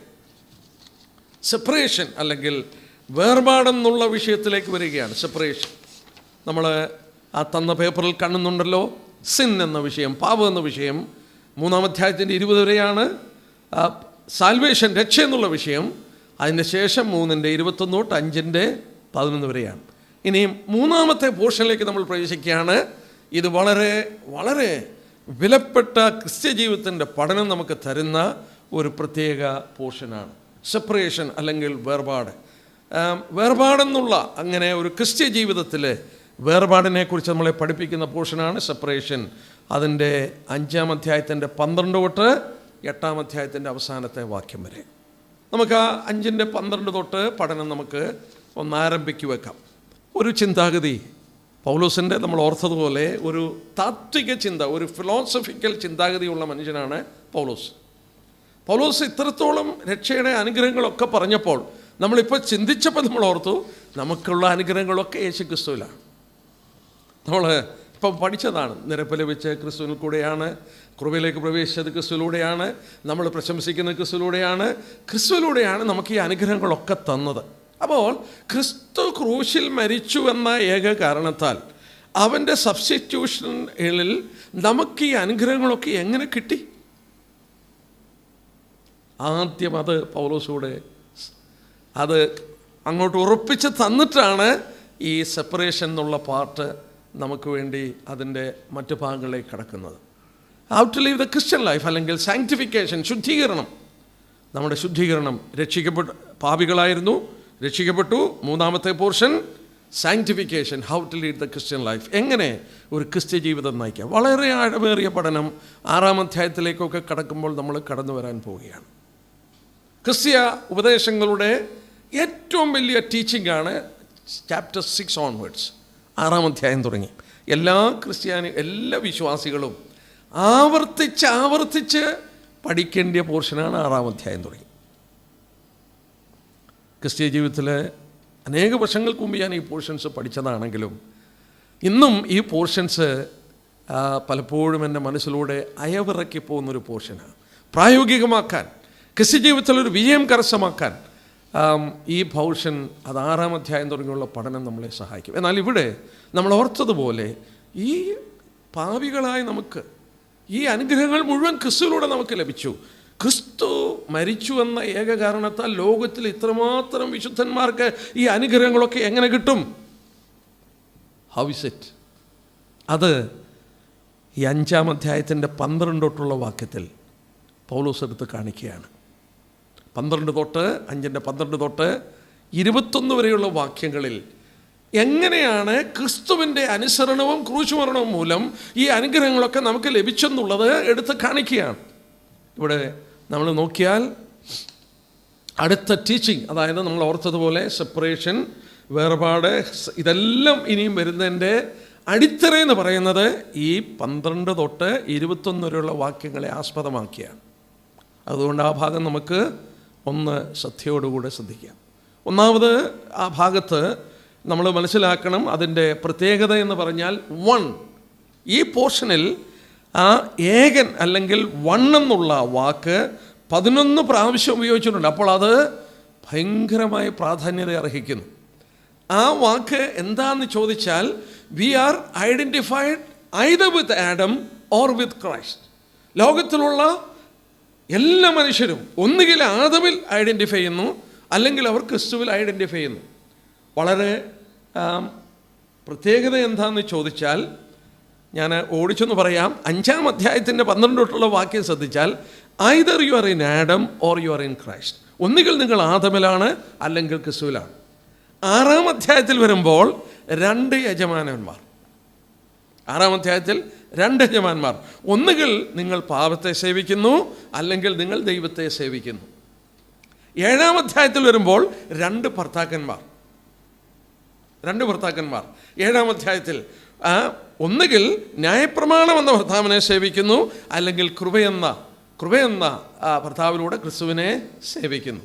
നോക്കുക, 5-ാം അധ്യായത്തിൽ ഒന്നുകിൽ ആദമിൽ, 5-ാം അധ്യായത്തിൻ്റെ 12 വാക്യമാണ്, ഒന്നുകിൽ ആദാമിൽ അല്ലെങ്കിൽ ക്രിസ്തുവിൽ.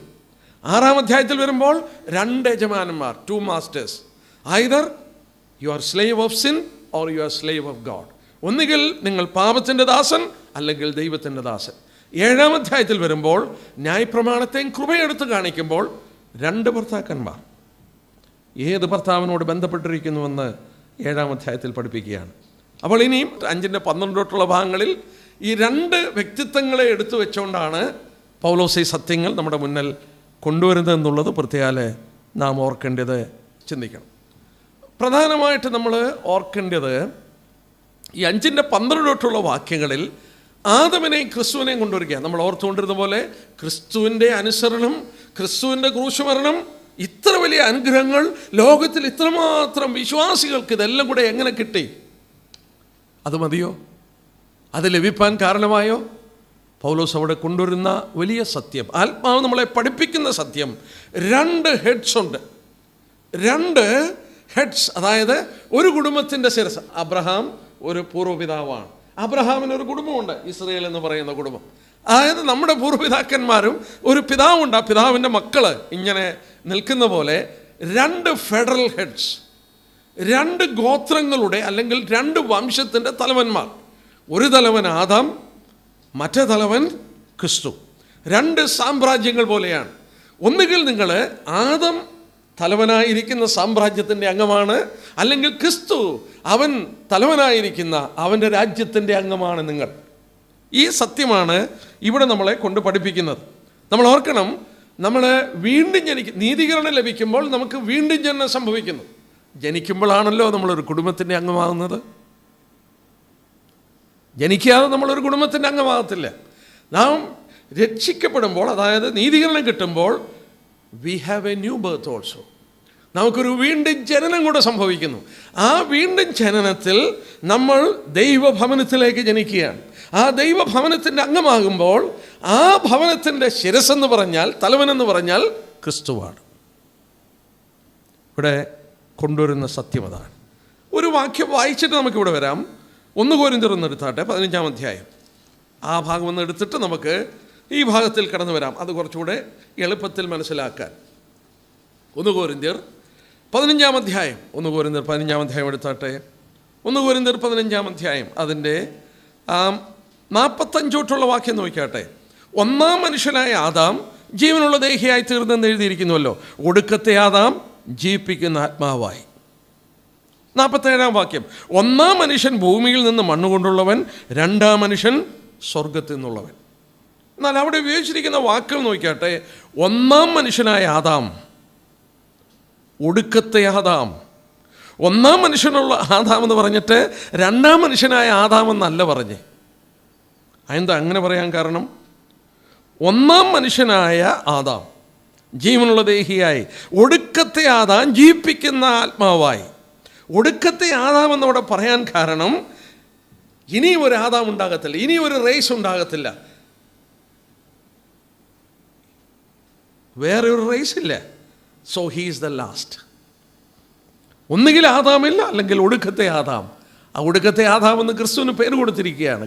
വീണ്ടും നമ്മളവിടെ വായിക്കുന്നു, അതിൻ്റെ 47-ാം വാക്യം, 1-ാം മനുഷ്യൻ ഭൂമിയിൽ നിന്ന് മണ്ണുകൊണ്ടുള്ളവൻ, 2-ാം മനുഷ്യൻ സ്വർഗത്തിൽ നിന്നുള്ളവൻ. 1-ാം ആദാം, ഒടുക്കത്തെ ആദാം. പഴയ സൃഷ്ടിയും പുതിയ സൃഷ്ടിയും. ഇത് മനസ്സിൽ വെച്ചുകൊണ്ട് നമുക്ക് ഈ ഭാഗത്തിലേക്ക് കടന്നു വരാം. നമുക്ക് 12-ാം വാക്യം ഒന്ന് വായിക്കാം, 12 അതുകൊണ്ട് ഏക മനുഷ്യനാൽ പാപവും, പാപത്താൽ മരണവും ലോകത്തിൽ കടന്നു. ഇങ്ങനെ എല്ലാവരും പാപം ചെയ്യാൽ മരണം സകല മനുഷ്യരിലും പരന്നിരിക്കുന്നു.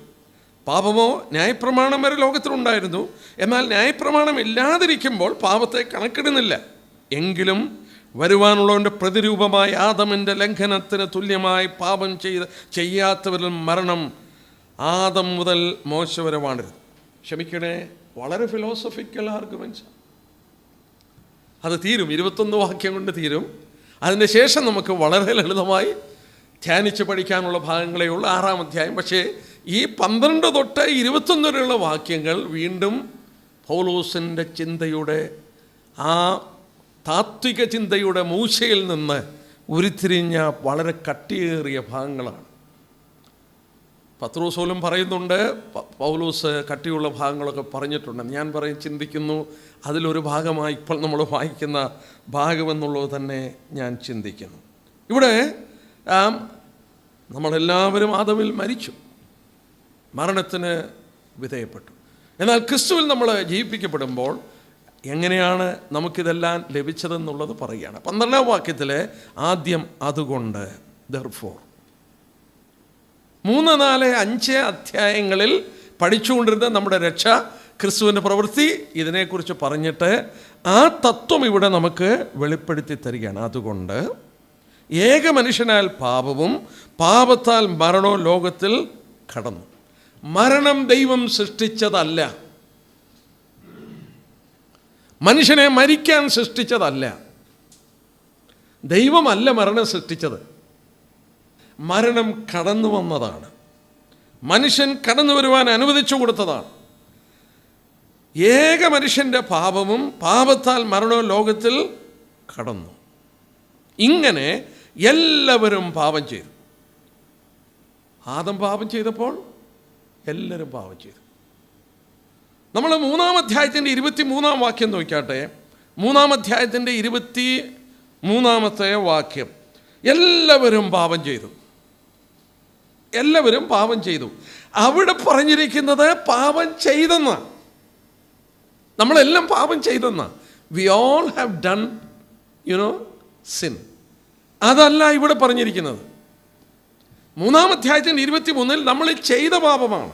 എല്ലാവരും പാപം ചെയ്ത് ദൈവതേജസ് ഇല്ലാത്തവരായി. നമ്മളത് പഠിച്ചപ്പോൾ ഓർത്തു, ദൈവതേജസ് ഇല്ലാത്തവരായിക്കൊണ്ടിരിക്കുന്നു.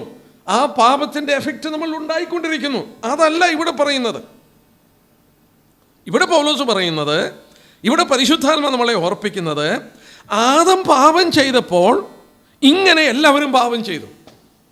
ആദം പാപം ചെയ്തപ്പോൾ സകല മനുഷ്യരും ആദമിൽ പാപം ചെയ്തു. ഇതൊരു ദൈവത്തിൻ്റെ ഡിവൈൻ പ്രിൻസിപ്പിളാണ്. ആ പ്രിൻസിപ്പിൾ ഞാൻ 1-2 ഭാഗത്തുനിന്ന് എടുത്ത് കാണിക്കാം. എബ്രായലേഖനം ഒന്ന് എടുത്താട്ടെ, 7-ാം അധ്യായം. ഈ തത്വം എന്താണെന്ന് നമുക്ക് നോക്കാം. കുഞ്ഞുങ്ങളും മരിക്കുന്നില്ലേ? അവർ പാപം ചെയ്തിട്ടാണോ മരിക്കുന്നത്? കൊച്ചു കുഞ്ഞുങ്ങൾ അവരൊന്നും ചെയ്തിട്ടില്ല, പക്ഷെ അവരും മരിക്കുന്നു. എന്താ അവർ മരിക്കുന്നതിൻ്റെ കാരണം? പാപം ചെയ്തതിൻ്റെ ഫലമായിട്ടാണോ? ഇവിടെ പൗലോസ് പറയുന്ന തത്വത, ആദം പാപം ചെയ്തപ്പോൾ മാനവരാശി മുഴുവൻ പാപം ചെയ്തെന്നാ. 7-ാം അധ്യായം നോക്കിയാട്ടെ. എബ്രായലേഖനം 7-ാം അധ്യായത്തിൻ്റെ 9-ഉം 10-ഉം വാക്യം നോക്കാം. എബ്രായലേഖനം 7-ാം അധ്യായത്തിൻ്റെ 9-ഉം 10-ഉം വാക്യം. ദശാംശം വാങ്ങുന്ന ലേവിയും അബ്രഹാം മുഖാന്തരം ദശാംശം കൊടുത്തിരിക്കുന്നുവെന്ന് ഒരു വിധത്തിൽ പറയാം. അങ്ങനെ അവൻ്റെ പിതാവായ മൽക്കീസേദെക്ക് എതിരേറ്റപ്പോൾ ലേവി അവൻ്റെ കടിപ്രദേശത്തുണ്ടായിരുന്നു. എന്തോ പറയുന്നത്? ലേവി ജീവിക്കുന്നത് എങ്ങനെയാണ്? ലേവി ഗോത്രം ജീവിക്കുന്നത് വസ്തുക്കളിൽ നിന്ന് ആദായം എടുത്തിട്ടല്ല. നമ്മൾ ഓർക്കണം, ഭൂമി ഭാഗിച്ച് ജോഷുവയുടെ നേതൃത്വത്തിൽ കനാൻ ഭാഗിച്ചു കൊടുത്തപ്പോൾ ലേവി ഗോത്രത്തിന് കൊടുത്തില്ല ആ സ്ഥലം. അവർക്ക് താമസിക്കാനുള്ള സ്ഥലമേ കൊടുത്തുള്ളൂ ലേവി ഗോത്രത്തിന്. മറ്റുള്ളവർക്കൊക്കെ മനോഹരമായ പാലന്തേന് ഒഴുകുന്ന കനാൻ്റെ താഴ്വരകളും മലകളും മനോഹരമായ സ്ഥലങ്ങളൊക്കെ മറ്റുള്ള സൗരന്മാർക്ക് വീതിച്ചു കൊടുത്തപ്പോൾ ലേവി ഗോത്രത്തിലുള്ള പുരോഹിതന്മാർക്ക് അതൊന്നും കൊടുത്തില്ല. അവർക്ക് കൊടുത്തത് താമസിക്കാനുള്ള സ്ഥലമേ ഉള്ളൂ. അവരോട് പറഞ്ഞു, ഞാനാണ് നിൻ്റെ പ്രതിഫലം, ഐ ആം യുവർ റിവാർഡ്. പിന്നെ അവരെങ്ങനെയാണ് ജീവിച്ചത്? അവർ മറ്റുള്ളവർ കൊടുത്ത ദശാംശങ്ങൾ കൊണ്ടും ദൈവം നിർബന്ധമായി ദൈവജനം അവർക്ക് വേണ്ടി കൊടുക്കുവാനായിട്ട് ആവശ്യപ്പെട്ടു. അങ്ങനെ കൊടുത്തത് കൊണ്ടാണ് അവർ ജീവിച്ചത്. എന്നാൽ ഇവിടെ പറയുന്ന വിഷയം, അബ്രഹാം സോദോമ്യരെ യുദ്ധത്തിൽ തോൽപ്പിച്ച് ആ ലോത്തിനെയും കുടുംബത്തെയും വിടുവിച്ചു വരുമ്പോൾ മൽക്കീസേദെക്ക് എന്ന് പറയുന്ന മഹാപുരോഹിതനെ കാണുന്നു. മൽക്കീസേദെക്ക് എന്ന പുരോഹിതനെ കണ്ടപ്പോൾ നോക്കുക, ഇവിടെ നമ്മൾ വായിക്കുന്ന പോലെ ദശാംശം വാങ്ങുന്ന ലേവിയും അബ്രഹാം മുഖാന്തരം ദശാംശം കൊടുത്തു. ലേവി ജനിച്ചിട്ടില്ല. അബ്രഹാമിൻ്റെ മകനാണ് ഇസഹാക്ക്, ഇസാക്കിൻ്റെ മകനാണ് യാക്കോബിൻ്റെ 12 പുത്രന്മാരിലൂടെയാണ് ഈ 12 ഗോത്രവും ലേവിയും ഉണ്ടായത്. അപ്പോൾ ഈ ലേവിയുടെ വല്യപ്പനാണ് ആര്? അബ്രഹാം വല്യപ്പനാണ്. അവൾ ഇവർ ജനിച്ചിട്ടില്ല, ലേവിയൊന്നും ജനിച്ചിട്ടില്ല. പക്ഷെങ്കിൽ ഇവിടെ വായിക്കുന്നു, ദശാംശം വാങ്ങുന്ന ലേവിയും അബ്രഹാം മുഖാന്തരം ദശാംശം കൊടുത്തു. അബ്രഹാം താൻ ദശാംശം കൊടുത്തു, മൽക്കിസേദെക്കിന് കൊടുത്തു. ദശാംശം കൊടുത്തപ്പോൾ ഇവിടെ പരിശുദ്ധാത്മാവ് രേഖപ്പെടുത്തി വെച്ചിരിക്കുക, ലേവിയും ദശാംശം കൊടുത്തു. ലേവി ജനിച്ചിട്ട് പോലുമില്ല. എന്താ കാരണം? ലേവി നാം വായിക്കുന്നുണ്ട്, ലേവി അവൻ്റെ കടിപ്രദേശത്തുണ്ടായിരുന്നു. ഈ കൊച്ചുമോനും അവൻ്റെ ശരീരത്തിലുണ്ടായിരുന്നു. അങ്ങനെയാണെങ്കിൽ വേറെ ഒരു പ്രിൻസിപ്പിളോട് നോക്കുക. ജോഷുവയുടെ പുസ്തകം 7-ാം അധ്യായം 10-ാമത്തെ വാക്യം. യഹോവ യോശുവോട് അരുളി ചെയ്തത്, എഴുന്നേൽക്ക, നീ ഇങ്ങനെ സാഷ്ടാംഗം വീണ് കിടക്കുന്നത് എന്തിന്? ഇസ്രായേൽ പാപം ചെയ്തിരിക്കുന്നു. ഇസ്രായേൽ പാപം ചെയ്തു. ഇസ്രായേൽ എങ്ങനെയാ പാപം ചെയ്തേ? അതിൻ്റെ 24 തൊട്ടുള്ള വാക്യം നോക്കിയാട്ടെ. 24 തൊട്ടുള്ള. അപ്പോൾ യോശുവ എല്ലാ ഇസ്രായേലും സേറഹിൻ്റെ പുത്രനായ ആഖാന്റെ വെള്ളി, മേലങ്കി, പൊൻകട്ടി, അവൻ്റെ പുത്രന്മാർ ഇങ്ങനെ കാള, കഴുത, ആട്, കൂടാരം, ഇങ്ങനെ അവനുള്ള സകലവുമായി ആഘോർ താഴ്വരയിൽ കൊണ്ടുപോയി, നീ ഞങ്ങളെ വലച്ചതെന്തിന്? യഹോവ ഇന്ന് നിന്നെ വലയ്ക്കുമെന്ന് യോശുവ പറഞ്ഞു. പിന്നെ ഇസ്രായേലെല്ലാം അവനെ കല്ലെറിഞ്ഞു, അവരെ തീയിലിട്ട് ചുട്ടുകളഞ്ഞ് കല്ലെറിയുകയും ചെയ്തു. നോക്കിയേ, ആഖാനാണ് ഈ ബാബിലോണിയൻ ഈ വെള്ളിയും പൊന്നും വസ്ത്രമൊക്കെ മോഷ്ടിച്ചെടുത്തത്, എടുക്കരുതെന്ന് പറഞ്ഞത് ആഖാൻ. പക്ഷെ ഇവിടെ പറഞ്ഞിരിക്കുന്നത് എന്നാ? ഇസ്രായേൽ പാപം ചെയ്തു. ആഖാന്റെ പാപം Israel, the whole Israel has sinned എന്താ ദൈവം പറഞ്ഞ്. ലേവി ജനിച്ചിട്ടില്ല. അബ്രഹാം ദശാംശം മൽക്കിസേദെക്കിന് കൊടുത്തപ്പോൾ ലേവിയും കൊടുത്തു, കാരണം അവൻ ആ കടിപ്രദേശത്തുണ്ടായിരുന്നു. അതേ പ്രിൻസിപ്പിളാണ് ഇവിടെ എടുത്തു പറയുന്നത്. എന്താ പറയുന്നത്? റോമലേഖനം 5:12 നോക്കിയാട്ടെ. ഏക മനുഷ്യനാൽ പാപവും പാപത്താൽ മരണവും ലോകത്തിൽ, ഇങ്ങനെ എല്ലാവരും പാപം ചെയ്യുകയാൽ മരണം സകല മനുഷ്യരിലും പരന്നിരിക്കുന്നു. നമ്മൾ ഓർത്തതുപോലെ ഇത് ചെയ്ത പാപമല്ല, ആദമിലൂടെ എല്ലാ മനുഷ്യരും പാപം ചെയ്തെന്ന് ദൈവം കണ്ടു. പാപം ചെയ്യാത്ത കുഞ്ഞും മരിക്കുന്നു. ആ കുഞ്ഞ് പാപം ചെയ്തുകൊണ്ടല്ല ആ പാപം അവനിൽ കടന്നു വന്നത്. ആദം പാപം ചെയ്തപ്പോൾ ആ പാപം അവനിലേക്ക് ചെല്ലുകയായിരുന്നു. അത് ദൈവത്തിൻ്റെ ഒരു പ്രിൻസിപ്പിളാണ്. അതോട് ചേർത്ത് 13-14 വാക്യം നോക്കിയാട്ടെ. പാപമോ ന്യായപ്രമാണം വരെ ലോകത്തിലുണ്ടായിരുന്നു. എന്താ ഈ പറയുന്നത്? പാപമോ ന്യായപ്രമാണം വരെ ലോകത്തിലുണ്ടായിരുന്നു, എന്നാൽ ന്യായപ്രമാണം ഇല്ലാതിരിക്കുമ്പോൾ പാപത്തെ കണക്കിടുന്നില്ല. ന്യായപ്രമാണം ഇല്ലാതിരിക്കുമ്പോൾ പാപം കണക്കിടുന്നില്ല. നമ്മൾ ഓർക്കണം, മോശയ്ക്ക് 2500 വർഷം മുമ്പ് വരെയും പാപം ലോകത്തിലുണ്ടായിരുന്നു. മനുഷ്യനെ സൃഷ്ടിച്ച് ഏതാണ്ട് 2500 വർഷം കഴിയുമ്പോഴാണ് സീനായി പർവ്വതത്തിൽ വെച്ച് ദൈവം ആ കൽപ്പനകൾ എഴുതി കൊടുക്കുന്നത്. അതിനു മുമ്പ് പാപം ഉണ്ടായിരുന്നു. പക്ഷേ പാപം ലംഘനമല്ലായിരുന്നു. പാപം ഇമ്പ്യൂട്ട് ചെയ്തില്ല. അവൻ്റെ വ്യക്തിപരമായ പാപത്തിന് നമ്മൾ ഓർത്തതുപോലെ cannot be charged. ആദം പാപം ചെയ്തപ്പോൾ അവൻ തെറ്റുകാരനായി. അതുപോലെ ഈ 2500 വർഷം മനുഷ്യനെ ചാർജ് ചെയ്യാനൊക്കത്തില്ല. കാരണം ന്യായപ്രമാണമില്ലായിരുന്നു. അവരുടെ കൈ പ്രമാണമൊന്നും കൊടുത്തിട്ടില്ല. അതുകൊണ്ട് അത് ചാർജ് ചെയ്യാനായിട്ടൊക്കത്തില്ല. പക്ഷെ അവർ മരിക്കുകയാണ്. അവർ മരിച്ചതിൻ്റെ കാരണം എന്നാ? അതാണ് ഇവിടെ രേഖപ്പെടുത്തുന്നത്. പാപമോ ന്യായപ്രമാണം വരെ ലോകത്തിലുണ്ടായിരുന്നു, എന്നാൽ ന്യായപ്രമാണം ഇല്ലാതിരിക്കുമ്പോൾ പാപത്തെ കണക്കിടുന്നില്ല. അത് ഇമ്പ്യൂട്ട് ചെയ്തില്ല. എങ്കിലും ഇവർ മരിച്ചുകൊണ്ടിരുന്നതിൻ്റെ കാരണം എന്നാ? ആദമിലൂടെ അവർ പാപം ചെയ്തിരുന്നു. നമ്മൾ ചിലപ്പോഴൊക്കെ പറയും ജന്മപാപമെന്നും കർമ്മപാപമെന്നും പറയും. ജന്മനാൽ നമ്മൾ പാപികളാണ്. ആദമിലൂടെ പാപപ്രകൃതി കിട്ടി. നമ്മളൊരു സത്യം ഓർക്കണം, പാപം ചെയ്തിട്ടല്ല നമ്മൾ പാപികളാകുന്നത്. പാപികളായതുകൊണ്ടാണ് നമ്മൾ പാപം ചെയ്യുന്നത്. പാപികളായതുകൊണ്ട് പാപം ചെയ്യുകയാണ്. നമ്മൾ പാപത്തിൽ ജനിച്ചു. ദാവീദ് പറഞ്ഞ പോലെ, പാപത്തിൽ എൻ്റെ അമ്മ എന്നെ ഗർഭം ധരിച്ചു. നമ്മുടെ ആ റേസ്, ആദമിലുള്ള റേസ് എന്ന് പറയുമ്പോൾ നമ്മൾ ഓർത്തതുപോലെ ആ മോശ ന്യായപ്രമാണം കിട്ടുന്നത് വരെ ഡയറക്റ്റായിട്ട് ആ സിൻ ഇമ്പ്യൂട്ട് ചെയ്തില്ല. പാപത്തിൻ്റെ ന്യായവിധി നടത്തുവാൻ സിൻ ഇമ്പ്യൂട്ട് ചെയ്തില്ല. കാരണം അവർ ആദം ലംഘിച്ച പോലൊന്നും പാപം ലംഘിച്ചിട്ടില്ല. കാരണം ന്യായപ്രമാണം അവരുടെ കയ്യിലില്ലായിരുന്നു. എങ്കിലും അവർ മരിക്കുന്നതിൻ്റെ കാരണം ആദം പാപം ചെയ്തപ്പോൾ അവരും അതിൻ്റെ പങ്കാളികളായി മാറുകയാണ്. ആ പാപികളായി തീർന്നുകൊണ്ട് നമ്മൾ റോമാലേഖനത്തിൻ്റെ 4-ാം അധ്യായത്തിൻ്റെ 15-ാം വാക്യം നമ്മൾ വായിച്ചതാണല്ലോ. അതിൻ്റെ 2-ാമത്തെ പോർഷൻ റോമാലേഖനം 4:15. ന്യായപ്രമാണമില്ലാത്തടത്ത് ലംഘനവുമില്ല. ന്യായപ്രമാണമില്ലാത്തടത്ത് ലംഘനമില്ല. എന്നാൽ ഇവിടെ വായിക്കുന്നു 13-14 വാക്യം. എങ്കിലും വരുവാനുള്ളവൻ്റെ പ്രതിരൂപമായി ആദമിൻ്റെ ലംഘനത്തിന് തുല്യമായി പാപം ചെയ്യാത്തവരിലും മരണം ആദം മുതൽ മോശ വരെ വാടരുത്. ഇനി നമുക്ക് ഞാനിവിടെ നിർത്തുകയാണ്. അടുത്ത ക്ലാസ്സിൽ നമ്മളിവിടെ ശ്രദ്ധിക്കാൻ പോവുകയാണ്. എങ്കിലും വരുവാനുള്ളവൻ്റെ പ്രതിരൂപം. He was a type. Adam was a type of Christ. Bible എടുത്തു പറയുന്നു വരുവാനുള്ളവൻ്റെ പ്രതിരൂപമായിരുന്നു ആദം. എന്താണ് ആ പ്രതിരൂപമായിരുന്നുവെന്ന് പരിശുദ്ധാത്മാവ് പറയാൻ കാരണം? അതിൻ്റെ കാരണം നമുക്ക് നോക്കാം. ആദം പാപം ചെയ്തത് അനേകർക്ക് അത് ആ പാപികളാക്കി അവരെ തീർത്തെങ്കിൽ യേശുക്രിസ്തു എന്ന ഏകൻ്റെ അനുസരണം അനേകരെ നീതിമാന്മാരാക്കി തീർക്കുകയാണ്.